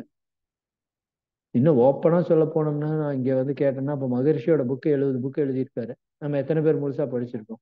நானே கை தூக்கல. நான் 70 புக்கையும் முழுசா சரிங்களா. அப்போ ஒரு மகானை நம்ம ஃபாலோ பண்றோம். அவர் என்ன ஒரு கான்செப்ட்ல அந்த பயிற்சியை கொடுக்குறாரு, என்ன நோக்கத்துக்காக அவர் வந்து தன்னை வெளிப்படுத்தி இருக்காரு. நீங்க தயவு செஞ்சு நான் உங்ககிட்ட தாழ்மையோடு கேட்டுக்கிற ஒரு விஷயம் என்னன்னா, நீங்க உண்மையாலுமே மகரிஷி புரிஞ்சுக்கணும்னா எனது வாழ்க்கை விளக்கத்தை ஒரு குறைஞ்ச ஒரு 100 முறையாவது நீங்க படி. எனக்கு கிட்டத்தட்ட ஒரு அந்த 5வது நாள் சொன்னேன் இல்லையா, 4வது நாள் 5வது நாள் ஒரு ஒரு பயங்கரமான மன உளைச்சல், ஒரு சூழலை மௌனத்தையே விட்டுட்டு ஓடிடலாமா அப்படி. ஏன்னா போய் உட்கார்றேன், ஃபர்ஸ்ட் ஒரு 2-3 நாள்ல பெருசா செட் ஆகல. கொஞ்சம் விரக்தி ஆயிருச்சு. நானும் போராடுறேன், பயங்கரமா போராடுறேன். ஒரு டைம் எல்லாம் எந்திரிச்சே போக மாட்டேங்கிற மாதிரி உட்கார்ந்தெல்லாம் போராடுறேன். பட் அது வந்து போராட்டம் ஆயிடுச்சு. இன்னும் இவ்வளவு தூரம் நம்ம முயற்சி பண்றோம், ஒன்றும் ஒரு பெரிய ஒரு நிலை எதுவுமே ஒரு இது தோண மாட்டேங்குது, கிடைக்க மாட்டேங்குது. ஒரு அமைதி இல்லை. அது ஒரு ஆரம்பத்துல வந்து மனம் வந்து எனக்கு, நான் மறுபடியும் சொல்றேன், எல்லாருக்கும் இப்படி இருக்குமான்னு சொல்ல முடியாது. எனக்கு வந்து ஒரு 2 நாள் பெருசா அது டிஸ்டர்ப் பண்ணலைங்க. இந்த 3வது நாள் 4வது நாள்ல பயங்கரமா டிஸ்டர்ப் பண்ணிடுச்சு. டிஸ்டர்ப் மீன்ஸ், நீங்க தியானத்துக்கு போனீங்கன்னா அதுவும் உங்க கூட வந்து பேசுறதுக்கு ஆரம்பிக்கும். அது ஒரு மாதிரி ஒரு ஃபீல். கம்முனே இருக்க மாட்டேங்குது. தெரியுங்களா? அமைதியார் அமைதியாருன்னா பொலைட்டா தான் சொல்றேன். அது மகரிஷி சொல்ற மாதிரி அடக்க நினைத்தால் அலையும், அறிய நினைத்தால் அடங்குங்கிற மாதிரி தான். பொலைட்டா தான் சொல்றேன். பட் அது வந்து அப்போவே கேக்குது, அடுத்த செகண்ட் கேட்க. ஐயோ, அந்த 4-5 நாள் வந்து கொஞ்சம் சிரமம் ஆயிடுச்சு. அப்புறம் அப்புறம் அப்பதான் அந்த அன்னைக்கு தான் வந்து மகரிஷி மேல எனக்கு பெரிய கோபம். இவ்வளவு தூரம் வந்து ஒதுக்கி வந்து நான் உட்காந்துட்டு இது ஏதாவது பண்ணணும், ஏதாவது பிடிக்கணும்னு வந்து உட்காந்துட்டு இருக்கேன், நீங்க இப்படி பண்றீங்க அப்படின்னு சொல்லிட்டு அவர்கிட்ட ஏதாவது பேசிட்டு ஆஹ் அந்த அன்னைக்கு வந்து சாப்பிட்டுட்டு புக் படிக்கிறது. ஆஹ் உங்களுக்கு நீங்க மெடிடேஷன்ல வெற்றி பெறதுக்குன்னு டெக்னிக்னே சிலதை எழுதி வச்சிருக்கேன். அதுல ஒண்ணு மட்டும் நான் சொல்றேன். இதை சொல்லிட்டு அடுத்தது சொல்றேன். அப்புறம் அந்த அன்னைக்கு வந்து புக் எடுத்து படிக்கிறேன், மகரிஷியோட வாழ்க்கை என்னதுங்களா. அதை எடுத்து படிச்சா அவர் பட்ட கஷ்டம் எத்தனைங்கிறீங்க. எப்பா, சான்ஸே இல்லை. நான் இதுக்கு முன்னாடி படிச்சிருக்கேன், ஒரு நிறைய தடவையே படிச்சிருக்கேன்னு கூட சொல்லலாம். ஒரு ஒரு 10 முறையாவது அந்த புத்தகத்தை நான் படிச்சிருப்பேன். பட் அதில் நான் அவர் பண்ண பெரிய தவறு என்னன்னா, நீங்க அதை பண்ணியிருக்கீங்களான்னு தெரியல. மகரிஷி வந்து அந்த குறிப்பிட்ட காலத்தோட வாழ்க்கை வரலாறு எழுதி முடிச்சுட்டு அப்புறம் கடிதங்களா எழுதியிருப்பாங்க. நீங்க அந்த புக்கை படிச்சவங்களுக்கு தெரியும். ஆக்சுவலா அந்த முன்னாடி அவர் எழுதின வாழ்க்கை வரலாறே பெரிய தாக்கத்தை ஏற்படுத்தும் நீங்க படிச்சீங்கன்னா. ஆனா அந்த கடிதங்கள் எல்லாம் நீங்க எழுதுறதை படிச்சீங்கன்னா நிறைய நாள் வந்து நான் வந்து அழுதுருக்கிறேன் அந்த அந்த அந்த இதைய படிக்கிறப்ப. ஏன்னா அதுதான் ஒரு மிகப்பெரிய விஷயம். ஒரு குரு நமக்காக, நமக்காக அப்படிங்கிறது நான் அடிக்கடி நான் யோசிக்கிறது வந்து எனக்காக அப்படிதான் யோசிப்பேன். நமக்காக நான் கூட ஒரு குரு எல்லாத்துக்காக அப்படிங்கிற மாதிரி போயிடும். இல்லை, எனக்காக அவர் எவ்வளவு கஷ்டப்பட்டிருக்கார் அப்படிங்கிறது வந்து நீங்க உணரணும்னா அந்த புத்தகத்தை வந்து நீங்க ஆழமா படிங்க. End to starting to end, அட்டப்பக்கம் வரைக்கும் அதை படிங்க. சரிங்களா? அடுத்த மௌனத்துல அதுக்குன்னு ஒரு விஷயமாவே நான் ஏற்பாடு பண்ணியிருக்கேன். ஆஹ் அதே போல அதற்கு அடுத்த நாள் 5வது நாள் ஒரு ஒரு புத்தகம், அந்த புத்தகம் என்னன்னா,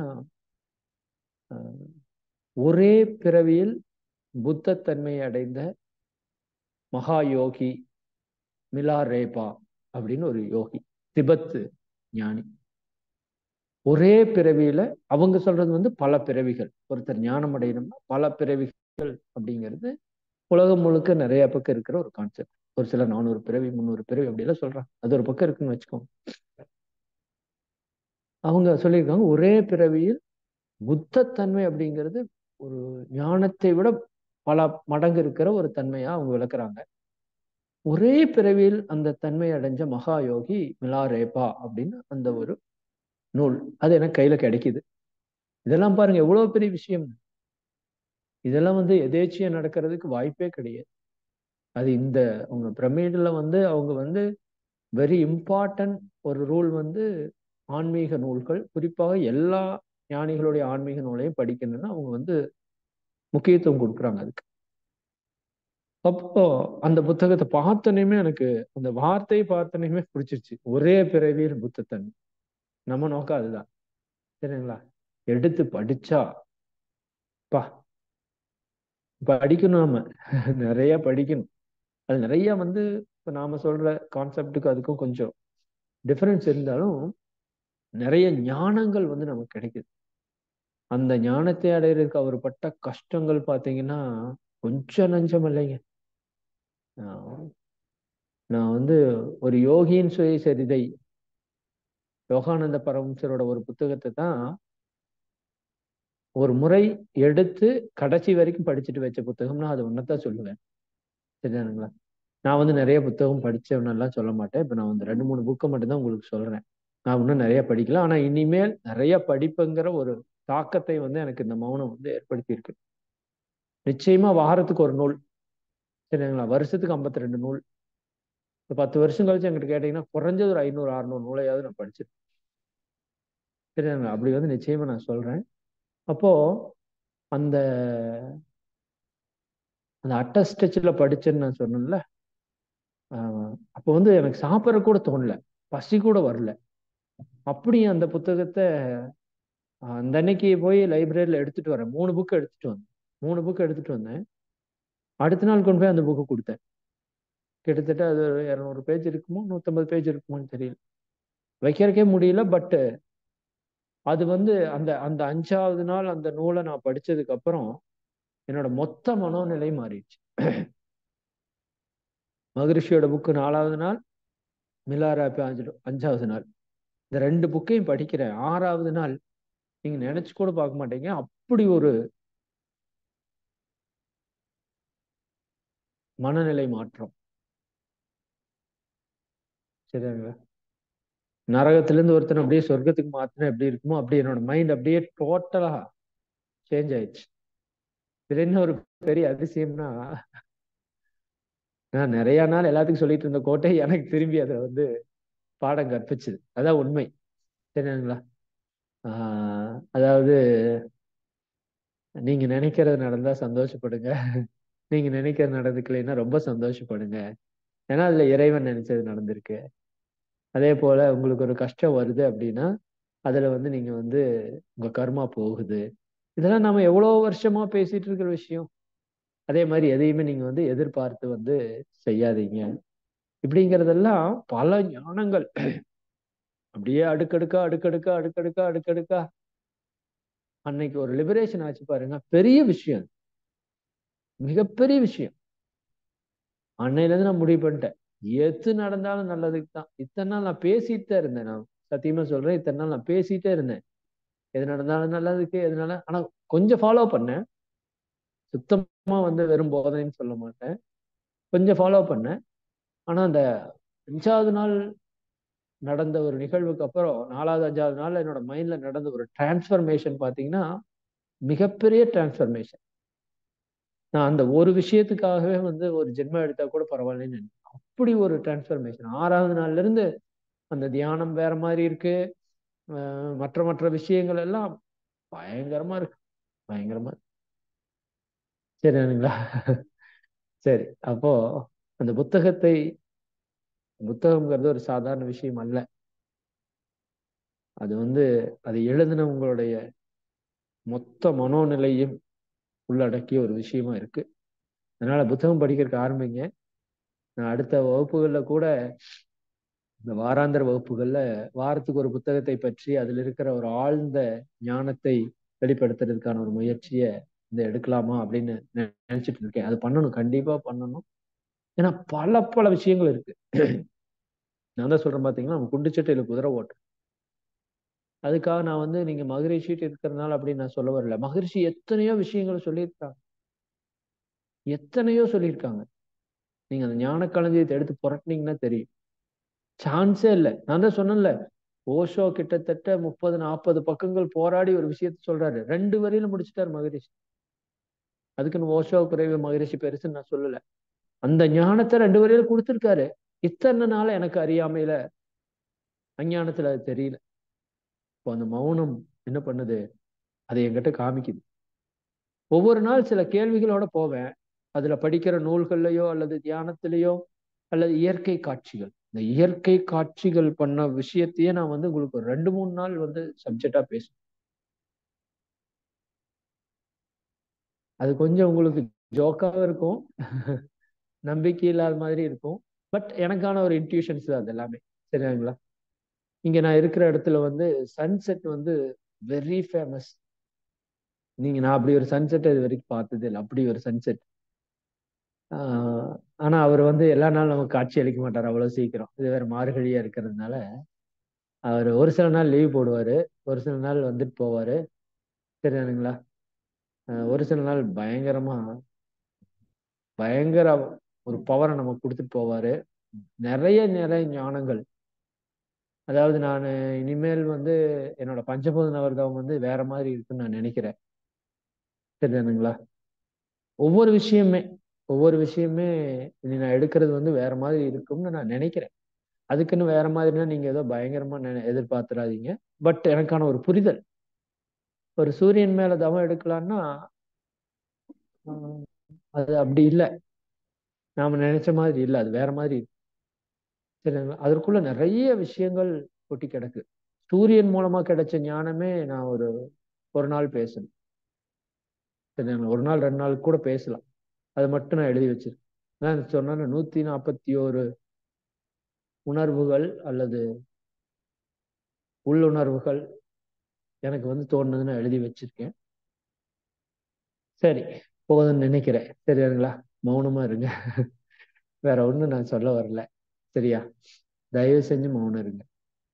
இத்தனை நாள் நான் சொன்னதெல்லாம் உங்களுக்குள்ள பழிக்காம போயிருக்கலாம், மௌனத்தை பத்தி. சரிதானா? ஏன்னா நானே மௌனமா இல்லை. அப்பப்போ அங்க எங்க கொஞ்சம் கொஞ்சம் இருந்து அப்படிதான் இருந்திருக்கேன். ஆக்சுவலா சொல்ல போனா 30 நாள் மௌனம் என் லைஃப்லயே ஃபர்ஸ்ட் டைம் நான் இப்பதான் எடுக்கிறேன். ஆனா ரொம்பவுமே ஒரு பக்கம் வருத்தப்படுறேன். ஏன்னா ஒரு 15 வருஷத்துக்கு முன்னாடி ஒரு 10 நாள் மௌனத்துக்கு போனப்ப எனக்கு அந்த அளவுக்கு பெரிய ஞானம் இல்லை. அப்பதான் வந்து 2-3 வருஷம் தான் ஆயிருந்துச்சு. அப்ப எனக்கு நிறைய கிடைச்சிருந்தது. பட் ஆனா அது எனக்கு புரிஞ்சுக்கிற அளவுக்கு எனக்கு அறிவு இல்லை. இப்பவுமே பெரிதா நான் அறிவோடு இருக்கிறேன்னு சொல்லல. பட் நிறைய விஷயம் இருக்கு, நமக்குள்ள நிறைய நடக்குது. சரியானுங்களா? உங்க மைண்டு, உங்க உடல், இதெல்லாம் டோட்டலா உங்க கண்ட்ரோல்ல வருது. நீங்க என்ன சொன்னாலும் நடக்குது. நான் அடுத்த வாரம் உங்களுக்கு இதை பத்தி தான் பேச போறேன். குறிப்பா ஒரு டெக்னிக் அந்த டெக்னிக் பத்தி இமயவரமன் ஐயா பேசியிருக்காரு. இமயவரமன் ஐயா அதை பத்தி பேசியிருக்காரு. நான் அந்த டெக்னிக்கை பத்தி மட்டுமே நான் அடுத்த வாரம் உரையில உங்களுக்கு வந்து சொல்றேன். உங்க எல்லா ப்ராப்ளத்தையும் சால்வ் பண்றதுக்கான டெக்னிக் அதுல இருக்கு. எனக்கு குறிப்பா இந்த மௌனத்துல ஆரம்ப காலத்துல அந்த நான் போராடின காலங்கள், அதுக்கப்புறம் ஒரு ஒரு 10 நாள் வரைக்கும், அதுக்கப்புறம் அந்த டெக்னிக் நான் பெருசா யூஸ் பண்ணல. பட் அந்த 10 நாள் அந்த பிரச்சனையிலிருந்து என்னை மீட்டெடுத்துட்டு வந்தது அந்த டெக்னிக் தான். சரிதானுங்களா? அந்த டெக்னிக் என்ன அப்படிங்கிறத தொடரும். சரிங்களா? அடுத்த வாரம் திங்கட்கிழமை நாம் வந்து அதை பத்தி பார்க்கலாம். சரிங்களா? சரி, நிறைவுக்கு வந்துட்டோம். மௌனம் அப்படிங்கிறது காலையிலேயே நான் சொன்ன மதியானம். மோன நிலையின் பெருமையினை யார் எவருக்கு முன்படர்ந்து வாயாலே சொல்லக்கூடும். மோனமே இறைநிலையின் அடித்தளமாம், மிக விரிவு எல்லை இல்லை காலம். மோனத்தில் அறிவு தோய்ந்து பிறந்தால் முன்வினையும் பின்வினையும் நீக்க. மோனத்தில் அறிவு தோய்ந்து பிறந்தால், இந்த வார்த்தை ரொம்ப முக்கியம். 5வது வரி. மோனத்தில் அறிவு தோய்ந்து பிறந்தால் முன்வினையும் பின்வினையும் நீக்க கற்கும். மோன நிலை தவறாது கடமையாற்ற, இதுதான் நான் எடுத்திருக்கிற லட்சியம். சரிதானுங்களா? மோன நிலை தவறாது கடமையாற்ற வெற்றி, மகிழ்ச்சி, அமைதி, நிறைவு அனைத்தும் உண்டாம் அப்படின்னு மகிழ்ச்சி முடிச்சிருப்பாங்க. ஆக்சுவலா இந்த கவிக்கான விளக்கத்தை நான் இந்த 30 நாள் அனுபவிச்சேன். சரிங்களா? நிச்சயமா நீங்க எல்லாரும் அனுபவிக்கணும்னு நினைக்கிறேன். அதனால இப்ப இருந்தே நீங்க திட்டமிடுங்க. நம்ம அடுத்த வருடம், சரிங்களா? அடுத்த வருடம் இல்லை, அடுத்த மௌனம் இந்த வருடம், இந்த வருடத்துல நம்ம பண்ண போறோம். அது எல்லாருமே வரணும்னு முயற்சி பண்ணுங்க. ஆனா அது சாதாரண விஷயமா மட்டும் நடந்துருன்னு நினைக்காதீங்க. இப்ப இருந்தே சங்கல்பம் போடுங்க. சரிதானுங்களா? இப்ப இருந்தே சங்கல்பம் போடுங்க. நான் டேட்டு உங்களுக்கு சொல்லிட்டேன். நவம்பர் 15 டு டிசம்பர் 15, இதுதான் நம்ம டேட்டு. இதுக்கு வரணும்னு இப்ப இருந்தே சங்கல்பம் போடுங்க, இப்ப இருந்தே ஆயத்தம் பண்ணுங்க. ஏன்னா அது வர்றதுக்கு முன்னாடி, அது தொடங்குறதுக்கு முன்னாடி இந்த மௌனத்தையே வேண்டான்னு சொல்லி நினைச்சிட்டேன் நான். அது வந்து கனகாமாவுக்கும் எனக்கும் கார்த்தியாவுக்கும் லதா 4 பேருக்கு தான் தெரியும். ஒரு க்ஷணத்துலன்னா நான் மௌனமே போடல அப்படிங்கிற அளவுக்கு ஆயிடுச்சு. அதை பத்தி நான் ஒரு நாள் உங்களுக்கு சொல்றேன், சரிங்களா? இந்த மௌனத்திற்கு முன்னாடி எனக்கு நடந்த விஷயங்கள் அப்படின்னாவே நான் 1 மணி நேரம் பேசுவேன். அதான் அந்த அன்னைக்கு மௌனம் தொடங்குற அன்னைக்கு ஒரு பீக்கு. ஏதோ ஒரு படத்துல வந்து என்ன சொல்றது, கிளைமேக்ஸ் அப்படி இருக்கும்ல, அப்படிதான் போச்சு நிச்சயமா. அஹ் அது அப்படிதான் இருந்தது. ஏன்னா நான் வந்து அந்த அன்னைக்கு நைட் 9 மணிக்கு மௌனம் தொடங்கலான்னு நினைக்கிறேன். அதாவது அந்த தொடக்க நாள், அடுத்த நாள் காலையில 6 மணில இருந்து நாள் கணக்காகுது இல்லையா? ஆஹ் 17ஆம் தேதியா, 17 நினைக்கிறேன், 17/12. இப்போ 16 நைட்டு வந்து நான் வந்து 9 மணிக்கு தொடங்கணுங்கிறது என்னோட திட்டம். 9 மணி, 12 மணி ஆச்சு. சரிங்களா? 12 மணி, கடைசியா 3 மணிக்கு தான் நான் மௌனத்தை தொடங்கினேன் அதிகாலையில. அதை பத்தி நான் அதுக்கு ஒரு நாள் உங்களுக்கு அடுத்த வாரம் வேணா வாய்ப்பு இருந்தா இந்த மௌனத்திற்கு முன் என்ன அப்படிங்கிறத நாம பார்ப்போம். சரிதானுங்களா? அதுல முக்கியமா அந்த டெக்னிக், அம்மா இது கொஞ்சம் நோட் பண்ணி வச்சுக்கோங்க. நான் இந்த 2 விஷயத்தை அவங்ககிட்ட ஷேர் பண்ணணும். அதனால என்ன உங்ககிட்ட கேட்டுக்கிறேன் அப்படின்னா, தாழ்மையா மௌனம் இருக்கணும் அப்படிங்கிறத நீங்க சாதாரணமா நினைச்சா அது நடந்துராது. நான் தான் சொல்றேன்ல, 18 வருஷமா இந்த ஆன்மாக்குள்ள இருந்த ஏக்கம் இப்பதான் வந்து நிறைவாயிருக்கு. ஆனா முடியாதது அப்படிங்கிறதுல எதுவுமே கிடையாது. நீங்க மனசை வச்சா நாளைக்கே கூட முடியலாம், சரிங்களா? ஆனா இந்த ஆண்டு மௌனம் நம்ம மிக சிறப்பாக திட்டமிட்டு நம்ம பண்ண போறோம். இப்ப இருந்தே சங்கல்பம் வைங்க.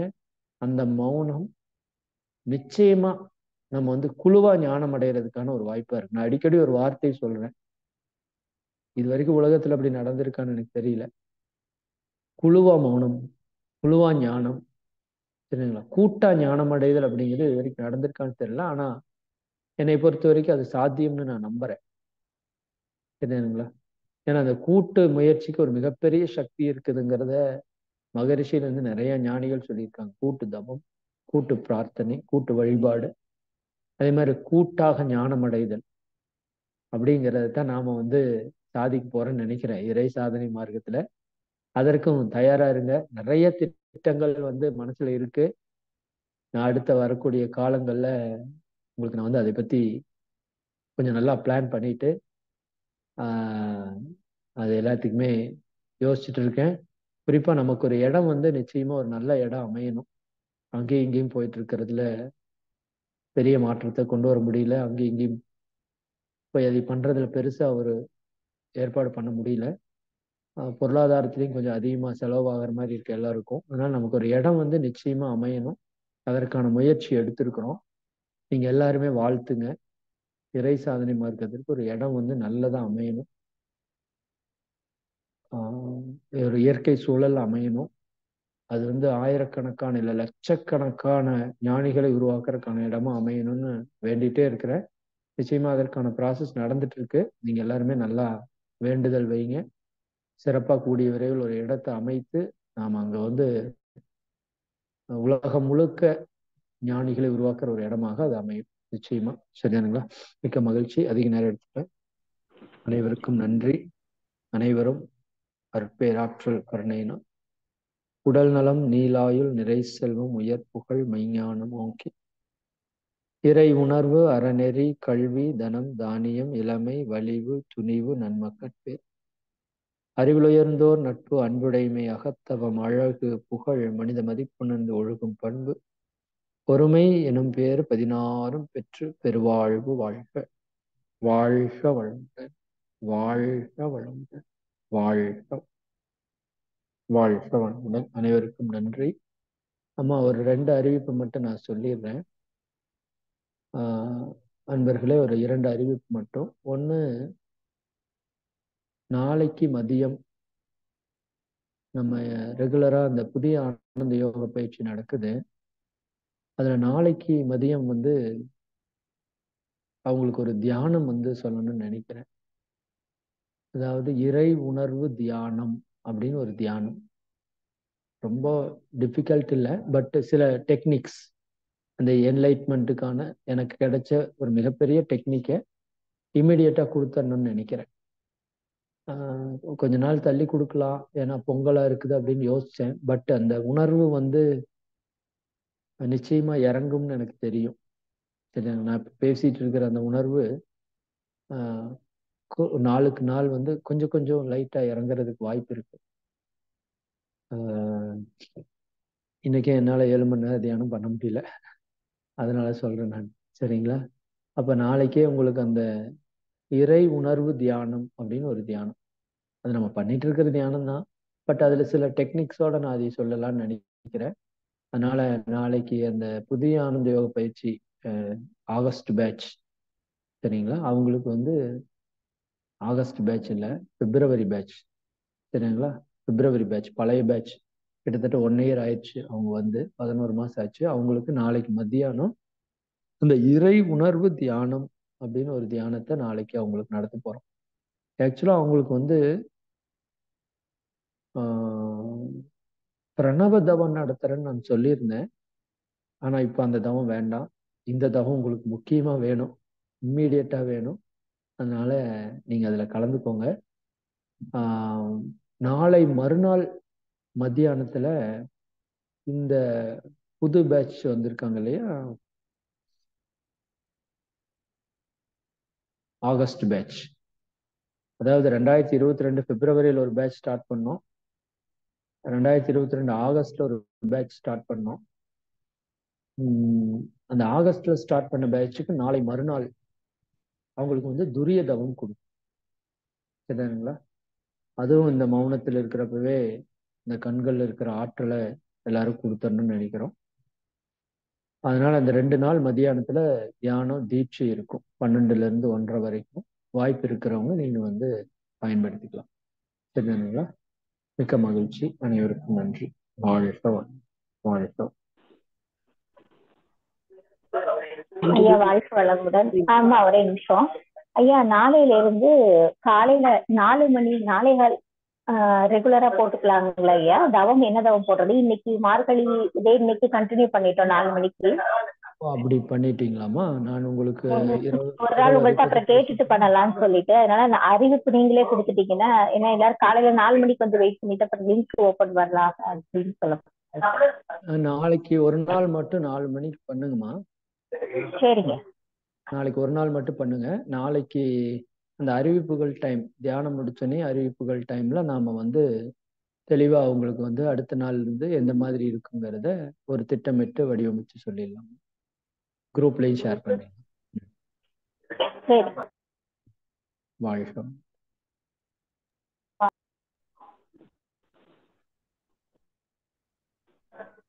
செல்வியம்மா.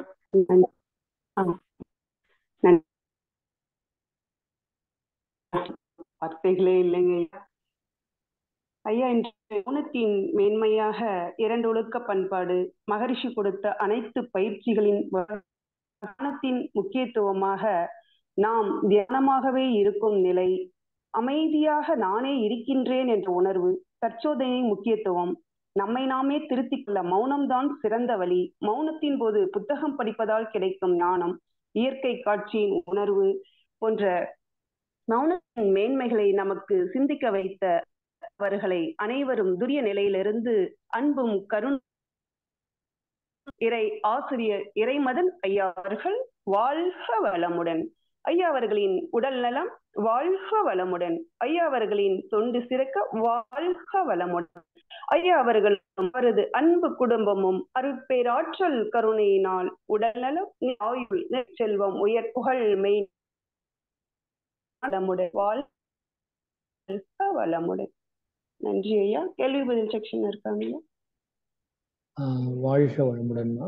ரொம்ப இம்பார்ட்டன்டான கேள்விகளா இருந்தா பேசலாம். எனக்கு த்ரோட் கொஞ்சம் டிஸ்டர்ப் அப் ஆயிருக்கு. அப்ப இன்னொரு நாளைக்கு வச்சுக்கலாமாங்க? 1-2 கேள்விகள் வச்சுக்கலாமா? கொஞ்ச நேரம் வச்சுக்கலாம். மணி என்னாச்சுன்னு பாருங்க, ஒரு 10 நிமிஷம் வச்சுக்கணும். 15 நிமிஷம். 7:55 ஆகுதுங்க ஐயா. ஒரு 8:10 வரைக்கும் வச்சுக்கோங்க. தேவை இருந்ததுன்னா, மக்களுக்கு ஏதாவது முக்கியமான கேள்விகள் இருந்ததுன்னா கேளுங்க.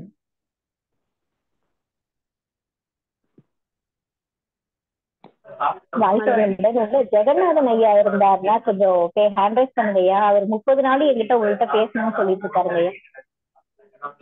ஐயா இருந்தாங்கன்னா ஹேண்ட் ரைஸ் பண்ணி பேசிடலாமா? மல்லிகம்மா வாழ்க வளமுடன் ஐயா. வாழ்க வளமுடன். இறை ஆசிரியர் மதன் ஐயா அவர்களின் தொண்டு சிறக்க வேண்டும். இறை சாதனை மார்க்கம் தழைக்க வேண்டும். ஐயா அவர்கள் கடன் உயிரையும் உடலையும் மனதையும் மேம்படுத்த வேண்டும். ஆன்மாவை அறியாமையிலிருந்து மீட்டு பேரின்ப நிலைக்கு இட்டு செல்ல வேண்டும். என் கடன் இறை சாதனை மார்க்க பணி செய்து கிடப்பதே. இறை சாதனை மார்க்கத்தில் மனதை நிறுத்தி முனைப்பின்றி தொண்டு செய்ய வேண்டும். வெட்ட வெளியை சிந்திக்க சிந்திக்க ஆன்மாவின் ரகசியத்தை தாங்கள் உணர வைக்க வேண்டும். பிரபஞ்சத்தின் பெரும் கருணையை நன்கு உணர்ந்து போற்றுதற்கு வழி தாங்கள் வகுக்க வேண்டும். இறை ஆசிரியர் பயிற்சியில் நாளொரு சிந்தனையோடு வழுவாதிருக்க வேண்டும். அறிவேதான் தெய்வம் என்கின்ற நிலைக்கு இறை சாதனை மார்க்க அன்பர்கள் அனைவரையும் தங்கள் திருவருளால் நிறைவு பெறுவதற்கு என்றும் தங்களது அருள் வேண்டும் ஐயா. வாழ்க வளமுடன் ஐயா. வாழ்க வளமுடன். இதெல்லாம் குரு கிட்ட சொல்ல வேண்டிய விஷயமா? நீங்க தான் எங்களுக்கு குருவை நாங்க நேர்ல பாக்கலைங்கய்யா. இப்ப குரு வள்ளலாறு மகரிஷினுக்கு உடம்புல புகுந்த மாதிரி உங்க உடம்புல மகரிஷி ஐயாவே புகுந்ததா நினைச்சுதாங்க ஐயா நாங்க இறை சாதனை மார்க்கத்துல பணி செய்து நிற்கிறோம். மகிழ்ச்சி. மகரிஷி நம்ம எல்லாருக்குள்ளே இருக்காருமா. வாழ்க வளமுடன் ஐயா. வாழ்க வளம். நன்றி நன்றி நன்றிங்கம்மா. வாழ்க வளமுடன்மா. வாழ்க வளமுடன். கோகிலாம்பாலம்மா.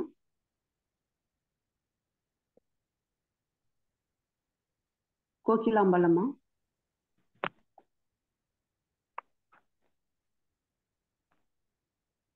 மியூட் ஆயிடுச்சுங்கம்மா. மறுபடியும் அன்மியூட் பண்ணி பேசுங்கம்மா. வாழ்க வளமுடனுங்க ஐயா. வாழ்க வளமுடன் ஐயா. தினமே ஒரு 2 மணி நேரம் மௌனம் இருக்கலாமான்னா அந்த டைம்ல என்னங்க ஐயா பண்ணலாம்? அருமைமா. ஒரு நல்ல விஷயம். இப்ப இருந்தே நாம கடைபிடிக்க வேண்டிய விஷயம். நான் நிச்சயமா நானும் கடைபிடிக்கணும்னு நினைக்கிறேன். குறைந்தது 1 மணி நேரம் அல்லது 2 மணி நேரம் டெய்லியுமே இருக்கணும்னு ஒரு முடிவை எல்லாருமே நம்ம எடுக்கணும். அது உங்களுக்கு உகந்த நேரத்துல எடுத்துக்கொள்ளுங்க. குறிப்பாக மௌனத்துல என்னை பொறுத்த வரைக்கும் நாம் எப்பவுமே பண்ணக்கூடிய 2 விஷயம்தாம்மா. தவமும் தற்சோதனையும் தான். இப்ப நீங்க 2 மணி நேரம் எடுக்கிறீங்க அப்படிங்கிறதுனால நீங்க ஃபர்ஸ்ட் ஒரு ஆழமான தியானத்தை அதுல மேற்கொள்ளுங்க. சரிங்க. ஆழமான தியானம் இருக்கணும். அது இப்ப நீங்க 30 நிமிஷம் ரெகுலரா பண்ணிட்டு இருந்தா அந்த தியானம் 40 நிமிஷமா இருக்கணும். அந்த 2 மணி நேரத்துல பண்றது. இல்ல நீங்க 1 மணி நேரம் நான் இப்ப பண்ணிட்டு இருக்கேங்க அப்படின்னா அந்த தியானம் 1.25 மணி நேரமா இருக்கும். அப்பதான் அதனுடைய ஆழத்துல நீங்க போக முடியும். அதனால நீங்க தவத்திற்கு ஃபர்ஸ்ட் இம்பார்ட்டன்ஸ் கொடுங்க. கொஞ்ச நாளைக்கு ஒரு 1 மணி நேரம் 2 மணி நேரத்துல ஒரு 1 மணி நேரம் 1.25 மணி நேரம் தியானம், அப்புறம் 45 நிமிஷம் தற்சோதனை. இந்த 2ஐயுமே மட்டும் கொஞ்ச நாளைக்கு ஃபோக்கஸ் பண்ணுங்க. மிக குறிப்பா நான் அதை பத்தி ஒரு நாள் பேசுறேன். தற்சோதனை எப்படி செய்யணும்னு ஒரு ஷெட்யூல் நான் போட்டிருக்கேன். ஒரு நம்ம இவ்வளவு நாள் பண்ணிட்டு இருக்கிற தற்சோதனை சரிதான், தவறுன்னு சொல்ல முடியாது. ஆனா என்னை பொறுத்த வரைக்கும் தற்சோதனை இப்படி பண்ணா இன்னும் இன்டெப்தா போய் ரொம்ப சீக்கிரமா நம்மளோட எல்லா பிரச்சனையில இருந்து வெளிவந்துடலாம் அப்படின்னு சொல்லி சில விஷயங்கள் எனக்கு கிடைச்சிருக்கு. அதை பத்தி பின்னாடி பேசுறேன். இப்போதைக்கு தவம் தற்சோதனை இந்த 2ஐயும் நீங்க பயன்படுத்துங்க. 1 மணி நேரம் மௌனம் யாராச்சும் இருந்தா தவத்துக்காகவே ஃபர்ஸ்ட் செலவு பண்ணுங்க கொஞ்ச நாளைக்கு. மகிழ்ச்சி. நம்ம நன்றிங்க ஐயா. வாழ்க வளமுடன். நன்றிங்கம்மா. நன்றி. வாழ்க வளமுடன். அடுத்ததாக கோபிநாத் ஐயா அவர்கள்.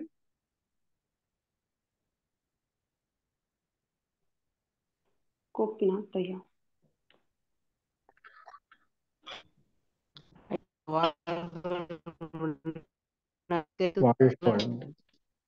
கொஞ்சம் விட்டு விட்டு கேக்குது, சொல்லுங்கய்யா. ஐயா நீங்க உங்களுக்கு ரொம்ப சந்தோஷங்க ஐயா, உங்ககிட்ட இப்போ தொடர்பு கொள்றது எனக்கு ரொம்ப சந்தோஷமா எடுத்துக்கிறேன். வாழ்க வளமுடன் ஐயா. நன்றி ஐயா. உண்மையா இந்த சீக்ரெட் வந்து நீ சொன்னது எனக்கு நல்லா புரியுது. சீக்ரெட் அந்த நீங்க சொன்ன இது முன்னாடி 1.5 மணி நேரம் போட்டது கேட்டிருக்கேன். அது கேட்டும் எனக்கு வந்து தெளிவு கிடையாது. நீங்க சொன்ன மாதிரி பண்ண எனக்கு நல்ல நல்ல நல்ல தெளிவு கிடைக்குதுங்க ஐயா. சில தற்சோதனைகள் வந்து நான் பண்ணணுங்க ஐயா. தற்சோதனை பண்ணணும். உடம்புல நான் சில உங்களுக்கு சரி சொல்லுங்க. பிரச்சனைகள் வந்து தொடர்ச்சியா இருக்குது, ரொம்ப வருஷமா இருக்குது. சில கண் வந்து கொஞ்சம் பார்வை குறைபாடா இருக்குதுங்க ஐயா. என்னால ஒரு சில புக்கெல்லாம் படிக்கவே முடியறது இல்ல. ஆடியோ போட்டு கேட்டாலும் கொஞ்ச நேரம் 10 நிமிஷம் கேட்க முடியுது, அப்புறம் டயர்ட் ஆயிடுது, பார்த்தும் படிக்க முடியறதில்ல, தூக்கம் வந்துடுதுங்க. இந்த மாதிரி பிரச்சனை எல்லாம் இருக்கிறதுனால படிப்பு கான்சென்ட்ரேட் பண்ண முடியலைங்க. எக்ஸாம் எழுது இது பண்ற முடியறது இல்ல. என்ன பண்ணிட்டு இருக்கீங்க? வேலைக்கு தாங்க ஐயா பார்த்துட்டு இருக்கேன். எனக்கு 43 வயசு ஆகுதுங்க. ஒரு ஆக்சிடென்ட் ஆயிடுச்சுங்க. அதுல இருந்து ஒரு சில இதெல்லாம் ட்ரை பண்ணி இது பண்ண முடியாது. திட்டத்தட்ட இது வந்து மறுபிறவி மாதிரி இருக்குதுங்க. ஆனா என்னால ஒரு இது விஷயம் பண்ணணும்னா அதை இது பண்ண முடிய மாட்டேங்குதுங்க ரெகுலரா. ஏதோ ஒண்ணு ஆயிடுது. எக்ஸாம் இந்த சொல்லுங்க. ஒண்ணும் இல்ல, நீங்க நம்ம அந்த மலர் மருத்துவம் இது போன்ற அஜய் பிரகாஷ் ஐயா அவங்களோட மருத்துவ ஆலோசனைகள் எல்லாம் பெற்றிருக்கிறீங்களா? இல்லைங்க, எதுவும் பெற்றது இல்லைங்க. எதுவும் உங்ககிட்ட அவங்க நம்பர் இருக்கா? டாக்டர் அஜய் பிரகாஷ் நம்பர் இருக்கா? இல்லைங்க ஐயா. இல்ல. கனகாமா அவருக்கு அந்த நம்பர் சொல்ல அம்மா ஒரே நிமிஷம் நம்பர் சொல்லவா? இல்லைன்னா அம்மா நீங்க என்னோட நம்பர் இருக்காமா, எனக்கு கால் பண்றீங்களா? சொல்லவா? சரிங்கம்மா, ஓகே. இந்த நம்பர் நோட் பண்ணிக்கோங்க முதல்ல. 99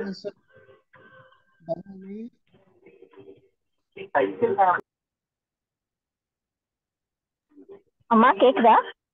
9976 77 3110. இந்த நம்பர் நோட் பண்ணிக்கோங்க. நான் உங்களுக்கு எல்லாரோட நம்பரையும் அனுப்பிச்சு விடுறேம்மா. எனக்கு நீங்க மெசேஜ் அனுப்பு. அம்மா என்னோட நம்பர்மா, நீங்க நோட் பண்ணிட்டு நான் உங்களுக்கு எல்லா நம்பரையும் அனுப்பிச்சு விடுறேன். சரிங்க. ஓகே, நான் சாட் பாக்ஸ்ல போடுறேன். சரிங்க. ஓகேம்மா, இந்த நம்பர் நோட் பண்ணிட்டு எனக்கு நீங்க மெசேஜ் அனுப்புங்க, இல்ல கால் பண்ணுங்க. சரிங்க. கால் பண்ணுங்க. சரிங்க. நன்றிம்மா, நன்றி. வாழ்க வளமுடன். அடுத்ததாக ஜெகநாதன் ஐயா.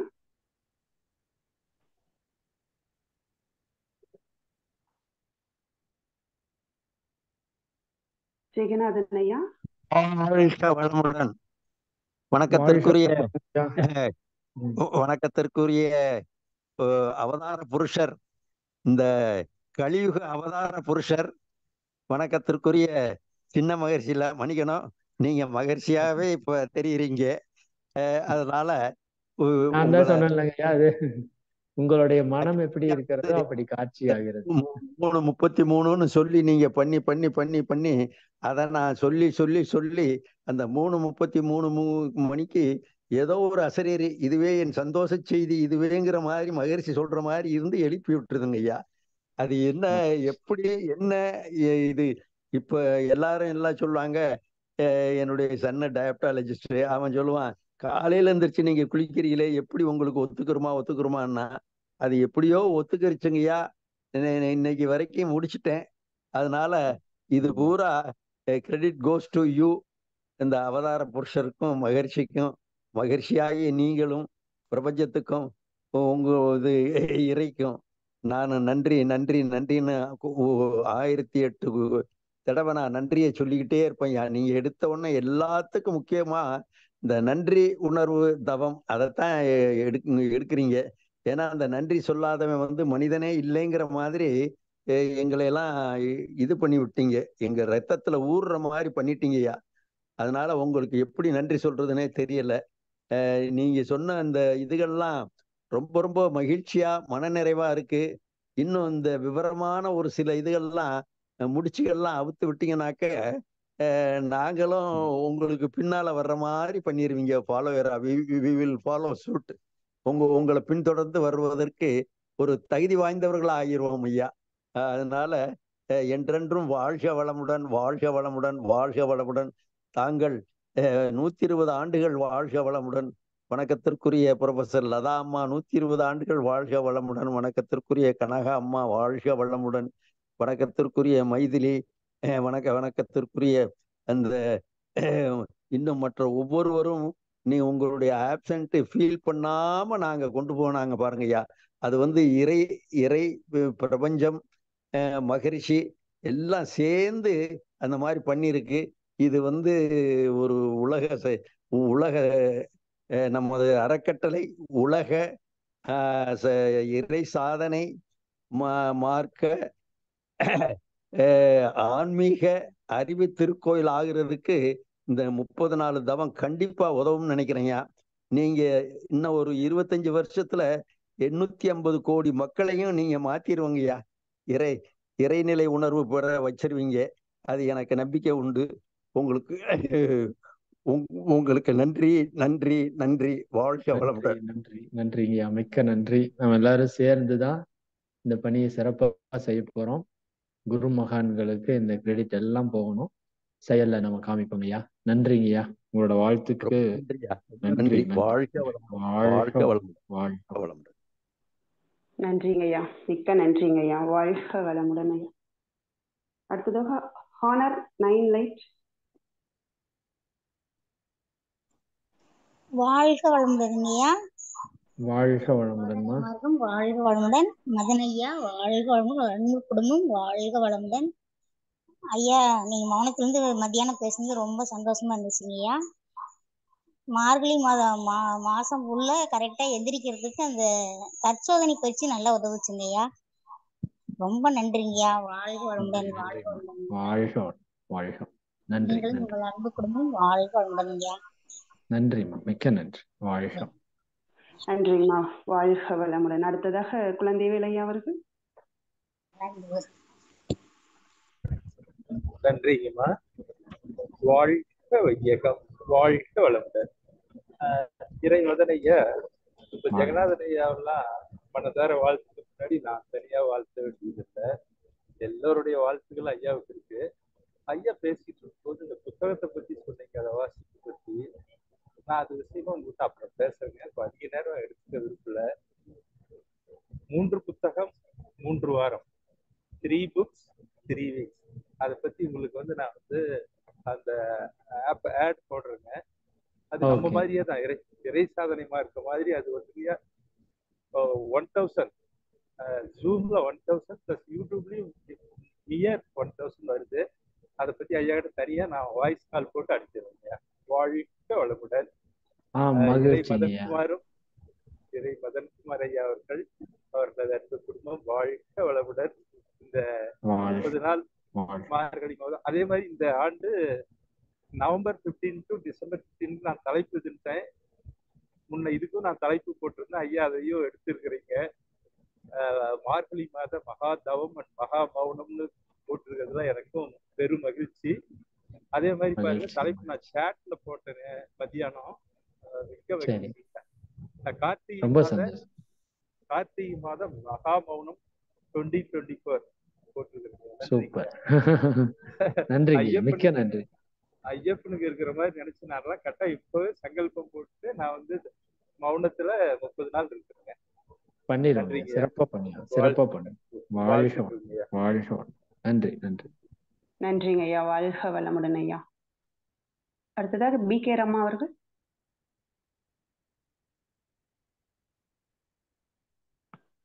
B K ரம்மா.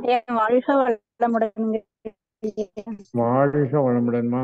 மகிழ்ச்சி மகிழ்ச்சி. மிக்க மகிழ்ச்சி, ரொம்ப மகிழ்ச்சிங்க ஐயா. மதியம் நீங்க போயிட்டு வந்து அந்த உரையை கேட்கும்போதே ஒரு என்ன சொல்ற ஒரு உணர்வு பூர்வமா இருந்தது. மகரிஷி அவர்கள்லாம் வந்து இந்த மௌனம் முடிச்சிட்டு ஃபர்ஸ்ட் உரை கொடுக்கும்போது அன்பர்கள்லாம் அவ்வளோ ஒரு ஆவலா வந்து காத்துட்டு இருப்பாங்களாம். அது போல இன்னைக்கு அத்தனை பேரும் காத்துட்டு இருந்தாங்க. அதையும் வந்து நம்ம கேட்டு இருக்கும்போது இவர் வந்து ஆழமா தவம் பண்ணாலே பேச வந்து வாயே பேச திறக்கவே நம்மளுக்கு மனசு வராது. 30 நாள் இருந்துட்டு வந்து எப்படி இவர் வந்து உரை வந்து எப்படி சவுண்டா அதை கவனிச்சிட்டு இருந்தேன். உங்களோட அந்த குரலே வந்து என்ன சொல்றது கேட்கவே ஒரு ஆனந்தமா இருந்ததுங்கய்யா. அந்த ஒரு தெய்வீக குரல் மாதிரி என் காதுக்கு விழுந்தது. ஒரு உணர்வு பூர்வமா உணர முடிஞ்சதுங்கய்யா. நீங்க சொன்ன மாதிரி எனக்கே என்னோட வாய்ஸ் கேட்கறதுக்கு நல்லா இருக்கு. நான் உண்மையிலே நான் பேசுறது இல்ல. யோசிச்சுட்டே இருந்தேங்கய்யா. 30 நாள் இருந்துட்டு உடனே வந்து உரை கொடுக்கறது எப்படி ஒரு நாள வந்து அவ்வளவுதான் பேச முடியுமா அப்படின்ட்டு அந்த குரல் வந்து அந்த சாப்பிட்டா மெல்லியதா உண்மையிலேயே நல்லா உணர முடிஞ்சது. அந்த மௌனத்தோட உணர முடிஞ்சதுங்கய்யா. நீங்க சொன்ன மாதிரி அந்த இரண்டொழுக்க பண்பாடை முழுசா கடைபிடிக்கணும்னு சொன்னீங்க. அந்த இரண்டொழுக்க பண்பாடை வந்து நானும் அப்படிதான் நினைச்சிட்டேன். முழுசா வந்து அதை வந்து கடைபிடிக்கணும். கடைபிடிச்சா மட்டும்தான் எல்லாமே மாற்றம் வந்துடும். அதுக்கு வந்து இந்த மௌனம் தான் வந்து நம்மளுக்கு கை கொடுக்கும் அப்படிங்கிறது. நானும் கொஞ்ச நாள் அந்த மனசுல என்ன ஓடிட்டே தான் இருக்குது. மௌனம் இருக்கணும்ட்டு. ஆனா வீட்டுல வந்து அதுக்கான சூழ்நிலைகள் எல்லாம் இருக்கும்போது இப்ப நீங்க சொன்ன மாதிரி இந்த ஒரு நாள் நீங்க நாளைக்கு ஒரு ஸ்ட்ராங்கா நினைங்கம்மா, வாய்ப்பு கிடைச்சிடும். ஒரு நாள் 1 மணி நேரம் இருந்து பழகலாம். அப்ப வந்து நம்மளுக்கு ஸ்ட்ராங்கா போட அந்த வாய்ப்பு வந்து நம்மளுக்கு கிடைக்கும் அப்படிங்கிறத இது போட்டிருக்கிறேங்க ஐயா. அந்த 1 மணி நேரத்துல வந்து ஃபுல்லா தவமே தானுங்களா ஐயா? இப்போதைக்கு இந்த என்னை பொறுத்த வரைக்கும் என்னன்னா, தற்சோதனை வந்து மிக மிக அவசியம். நான் பல இடங்கள்ல பேசியிருக்கேன். ஆனா இப்போதைக்கு நம்ம தவத்துல இன்னும் கொஞ்சம் உணர்வை பெறணும். நம்ம இன்னும் தவத்துல உணர்வை நான் பெறல. நீங்க எப்படி இருக்கீங்கன்னு தெரியல. பட் தவத்துல ஒரு உங்களுக்கு வந்து தவத்துல நான் ஒரு உணர்வை பெற்றிருக்கிறேன் அப்படிங்கிற அளவுக்கு உங்க ஆன்மாக்கே ஒரு திருப்தி கிடைக்கும். நம்ம ஏசர் ஐயா வந்து தவம் நடத்துறாங்கன்னா, அந்த அமைதி தவம் நடத்துறப்ப நான் கூட யோசிச்சிருக்கேன், ஏன் இவர் வந்து மற்ற தவங்களை பெருசா சொல்லாம இந்த அமைதி தவத்துக்கு இவ்வளவு இம்பார்ட்டன்ஸ் கொடுக்குறாங்கன்னு. ஆனா நான் தியானத்துல இந்த மௌனத்துல இருக்கிறப்ப தான் அந்த அமைதிக்கு எவ்வளவு வேல்யூ இருக்கு அப்படிங்கறத என்னால புரிய முடியுது. நீங்க அந்த அமைதி நிலைய டச் பண்ணிட்டீங்கன்னா அதுக்கப்புறம் தற்சோதனைக்குள்ள டைம் கொடுக்கலாம். ஆனா அது வரைக்கும் நம்ம இன்னும் கொஞ்சம் தவத்துக்கு ஆழமா டைம் கொடுக்கணும்.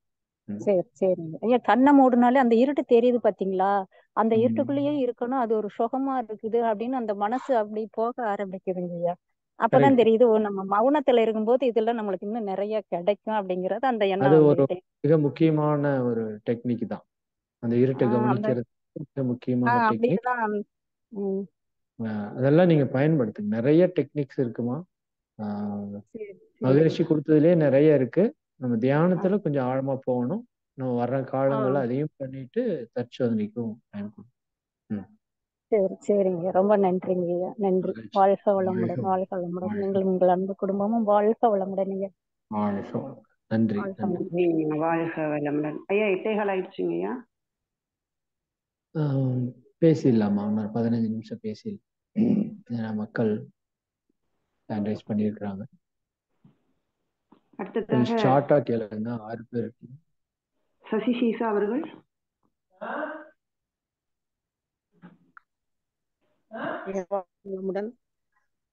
வாழ்க வளமுடன்.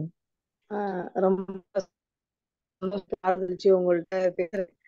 அதுக்காக தான் நான் வெயிட் பண்ணி பேசிட்டு இருக்கேன். ரொம்ப ரொம்ப சந்தோஷம்.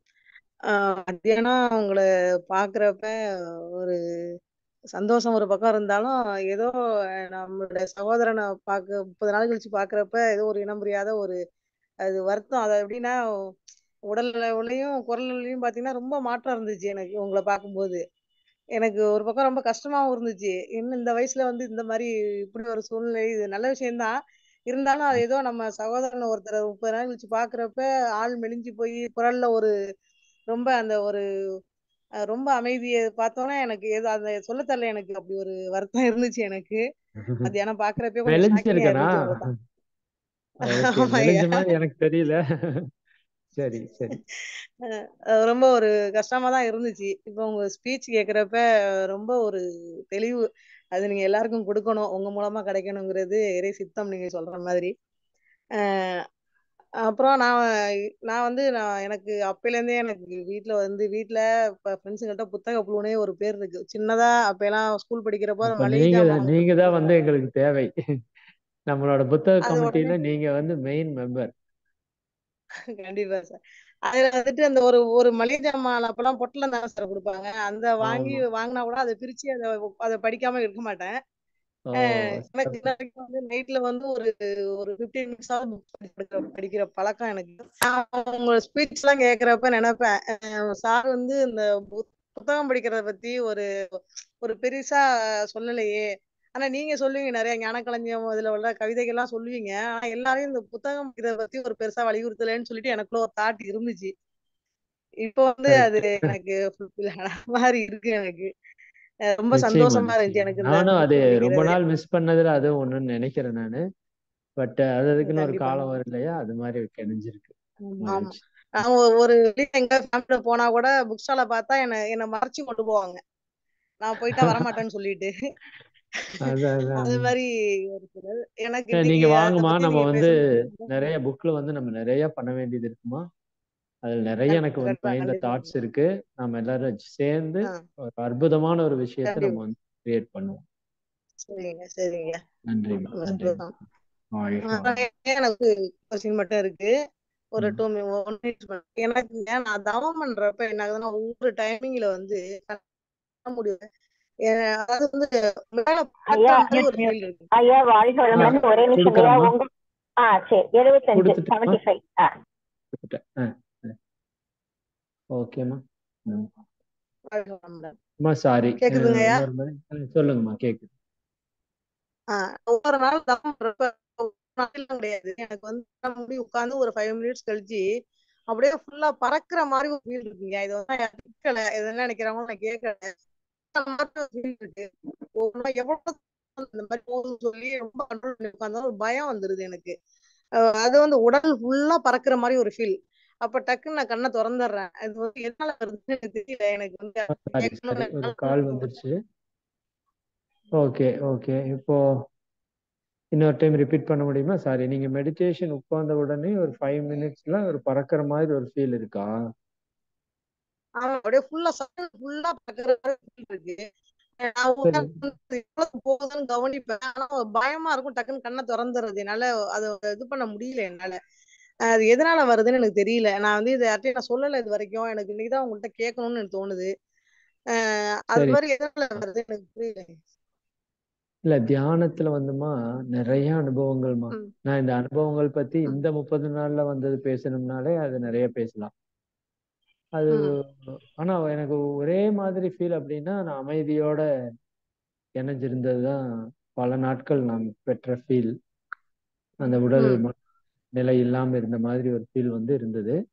பட் ம், இந்த மாதிரி பறக்கிற மாதிரி ஃபீல் எனக்கு வரல. பட் தியானம் வந்துமா ம், ம், ஒவ்வொரு சோல்லையும் நம்ம உடம்புல இருக்கிற கெமிக்கல் ரியாக்ஷன்ஸ் தகுந்த மாதிரி, நம்ம மன அமைப்புக்கு தகுந்த மாதிரி டிஃப்ரெண்ட் ஆஃப் டைப்ஸ் ஆஃப் வந்து எக்ஸ்பீரியன்ஸ் வந்து கொடுக்கும். அதுல ம், இது வந்து சரி இது தவறுன்னு எல்லாம் நான் சொல்ல மாட்டேன். பட் ம். இப்ப நீங்க இப்ப நீங்க எவ்வளவு நாளா தியானத்துல இருக்கீங்க? நான் வந்து ரொம்ப வருஷமா தியானம் பண்றேன். அதாவது நான் 97லயே நான் மன்றத்துக்கு வந்துட்டேன். ஆனா ஓ, இடையில கொஞ்சம் ஃபேமிலி சுச்சுவேஷன் விடாம விட்டுட்டேன். நான் 2014ல எம்எஸ்சி முடிச்சதுல இருந்து நான் கண்டினியூவா பண்ணிட்டு தான் இருக்கேன். சரி. இந்த ஃபீலிங் வந்து எனக்கு ஒரு ஒரு ஒரு 5 இயர்ஸ்க்கு மேல வந்துட்டு இருக்குது. நான் வந்துமா இதுல இன்னும் எனக்கு இதுல சரியான விடை தெரியல. இன்னும் நிறைய ம், தியான எக்ஸ்பர்ட்ஸ் இருக்காங்க, அவங்ககிட்ட கேட்டுட்டு நான் உங்களுக்கு பதில் சொல்றேன். ம்.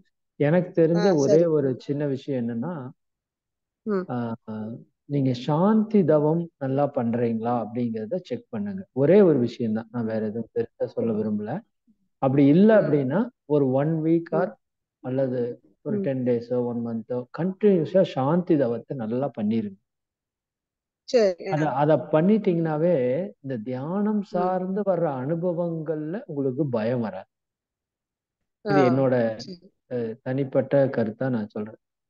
தியானம் சார்ந்து உங்களுக்கு எந்த அனுபவங்கள் வந்தாலும் அதுல ஒரு பய உணர்வு வராம இருக்கணும்னா அதுல வந்து மூலாதாரம் வந்து அதுக்கு ரொம்ப சப்போர்ட் பண்ணும். அதனால ஒரு வாரம் தொடர்ந்து வேற எந்த தியானமும் செய்யாம சாந்தி தவம் மட்டும் செஞ்சுட்டு வாங்க. அதுக்கப்புறம் நம்ம வந்து செக் பண்ணி பாருங்க. அப்புறம் அது சரியாகலைன்னா நான் அதை பத்தி உங்களுக்கு கேட்டு சொல்றேன். ஆனா இது ஒரு நல்ல உணர்வு தான். நீங்க சொல்ற விஷயம் வந்து ஒரு நெகட்டிவான விஷயம் அல்ல, ரொம்ப ஒரு பாசிட்டிவான ஒரு விஷயம். அது கிடைக்கணுமா அப்படின்னு நிறைய பேர் ஏங்குறதுக்கான ஒரு விஷயம் தான். அதனால அதை பத்தி பயப்பட தேவையில்லை. பட் நீங்க இதை பண்ணிட்டு அதை பண்ணுங்க. ஓ சரி. ஆரம்பத்துல எனக்கு எப்பயாவது வரும், அடிக்கலாம் வராது, எப்பயாவது வரும். நான் கூட நினைப்பேன் ரொம்ப ஒர்க் லோடுனால அது மாதிரி வருதோ கண்ணை முன்னோன்னு அப்படின்னு நினைப்பேன். ஆனா இப்பெல்லாம் வந்து அடிக்கடி அந்த இது வர ஆரம்பிச்சிருச்சு. அதனாலதான் எனக்கு இன்னைக்கு நான் யார்ட்டையும் கேட்கறதுக்கு இது கேட்டா எப்படி நினைக்கிறாங்களோன்னு சொல்லி நான் பேராசர்லாம் கூட கேட்கல. இன்னைக்கு உங்கள்ட்ட கேட்கணும்னு தவறில்லை, தோணுச்சு. தவறில்லை. அதனால கேட்டுருங்க. நீங்க எதா இருந்தாலும்மா கேள்வியில எப்பவுமே தப்பு கிடையாதுமா. இன்னும் நீங்க 1க்கு 10 பேராசிரியர்கிட்ட கூட கேளுங்க. கேட்டுட்டு பொறுமையா சிந்திங்க. இல்லாட்டி மகரிஷி கூட அந்த தியானம் தொடங்குறப்பவே மகரிஷி கூட இறைநிலை கூட பேசுங்க. இது ஏன் நடக்குது, இது என்ன நடக்குது அப்படின்னு ஆரம்பத்திலேயே கூட நீங்க வந்து பேசுறதுக்கு ஆரம்பிச்சீங்கன்னா சில இன்ட்யூஷன்ஸ் வந்து உங்களுக்கு தோணும். சொல்ற மாதிரி நாங்க எல்லாரும் சொல்ற காரணங்கள் மாறி இருந்தாலும் உங்களுக்குள்ள சொல்ற இன்ட்யூஷன் வந்து கரெக்டா சொல்லும். இதனாலதான் இது நடக்குதுன்னு அதுவும் சொல்லும். அதனால இது நிச்சயமா சால்வ் ஆயிரும். நல்லதுதான். சரி, ரொம்ப நன்றி. நன்றி. சந்தோஷம். வாழ்க வளமுடன். நன்றி. நன்றிங்கம்மா, நன்றிங்கம்மா. வாழ்க வளமுடன். அடுத்ததாக இறை பிரபாகர் ஐயா.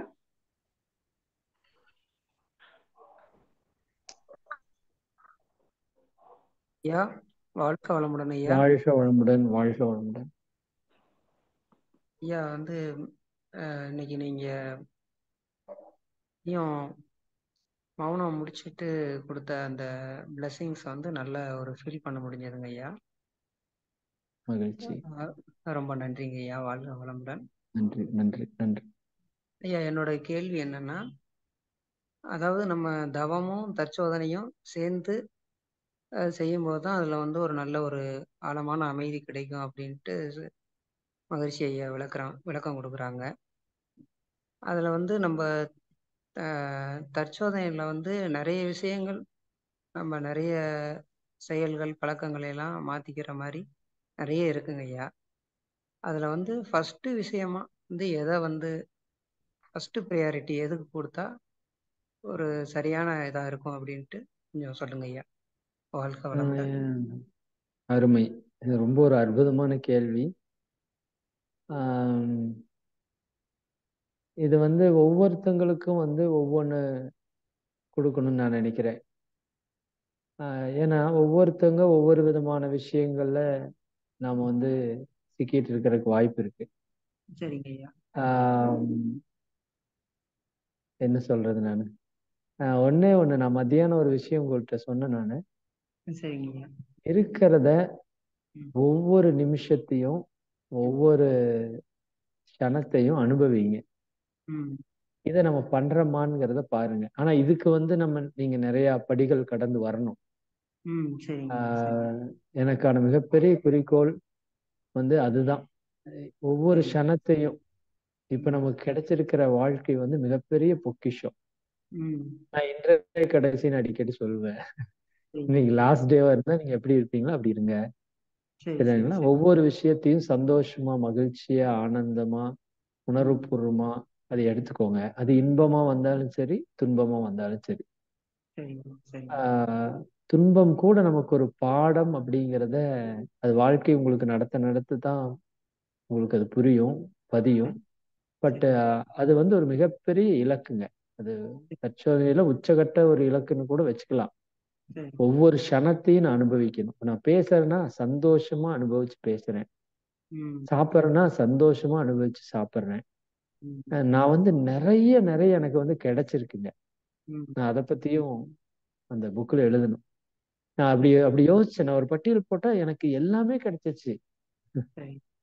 எனக்கு கிடைக்காத ஒண்ணுமே இல்லை. நீங்க வேணா அது ஒரு பட்டியல் போட்டு பாருங்களேன். உங்களுக்கு உடல் நலமா இருக்கட்டும், மனமா இருக்கட்டும், குடும்பம், உறவுகள், இயற்கை, பிரபஞ்சம், குரு, இறைநிலை அப்படின்னு அப்படி அத்தனை கிடைச்சிருக்கு. பட் அந்த கிடைச்சதை நான் வந்து திருப்தியா சந்தோஷமா வச்சுக்கல. இன்னும் என்னோட மனம் ஒரு அற்பமான விஷயங்கள்ல தேடி தேடி தேடி தேடி போயிட்டே இருக்கு.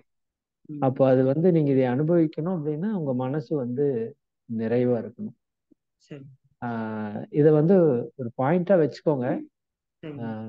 இதுதான் இலக்குங்க. சரிங்களா? முதல் நீங்க பண்ணணும்னா நீங்க என்ன இருக்கோ இல்லையோ இப்ப இருக்கிற ப்ரெசன்ட்டை நீங்க சந்தோஷமா ஹாப்பியா அனுபவிக்கிறீங்களான்னு ஃபர்ஸ்ட் தற்சோதனை நம்ம பண்ணணும். இல்லைன்னா நம்ம மாத்திக்கலாம். உடனே ஒரே நாள்ல இது சாத்தியமாகாது. கொஞ்சம் கொஞ்சமா மாத்திக்கலாம். கொஞ்சம் கொஞ்சமா மாத்திக்கலாம். இது சரியா இருக்கும்னு நினைக்கிறேன். சரி, வாழ்க வளமுடன். நன்றிங்க ஐயா. வாழ்க வளமுடன் ஐயா. 8:26 ஆயிடுச்சுங்க ஐயா. நிறைவு பண்ணிக்கலாமா? நண்பர்களே மன்னிக்கணும். நாம வந்து 10 பேர் பேசணும்னு நினைக்கிறீங்க. ரொம்ப சந்தோஷம். நாளைக்கு என்ன உரைன்னு பார்க்கலாம். தேவைப்பட்டுச்சுன்னா நாளைக்கு நான் உங்களோட பேச முடிஞ்சதுன்னா நாளைக்கு மாலை உங்களோட பேச முடிஞ்சதுன்னா நான் பேசுறேன். சரிங்களா? மகிழ்ச்சி. எல்லாருக்கும் என்னுடைய வாழ்த்துக்கள் எப்பவுமே வந்து வந்துட்டே இருக்கும். அதனால பேச முடியல அப்படிங்கிற ஒரு தயக்கம் இருக்க வேண்டாம். நான் உங்ககிட்ட இன்னும் நிறைய பேசுறதுக்காகத்தான் இப்போ பேச முடியாம போயிருக்கோம். சரி, நிச்சயமா நம்ம பேசுவோம். மகிழ்ச்சி. அனைவருக்கும் நன்றி. வாழ்க வளமுடன். நன்றிங்கய்யா. இதுவரை நமது கேள்விகளுக்கு சிறப்பாக பதிலளித்த ஐயா அவர்களை அனைவரும் துரிய நிலையிலிருந்து வாழ்த்துவோம். ஐயா அவர்களும் அவரது அன்பு குடும்பமும் அருட்பேராற்றல் கருணையினால் உடல் நலம், நீல் ஆயுள், நிறை செல்வம், உயர் புகழ், மெய்ஞானம் ஓங்கி வாழ்க வளமுடன், வாழ்க வளமுடன், வாழ்க வளமுடன். நன்றிங்கய்யா. நன்றிங்கய்யா.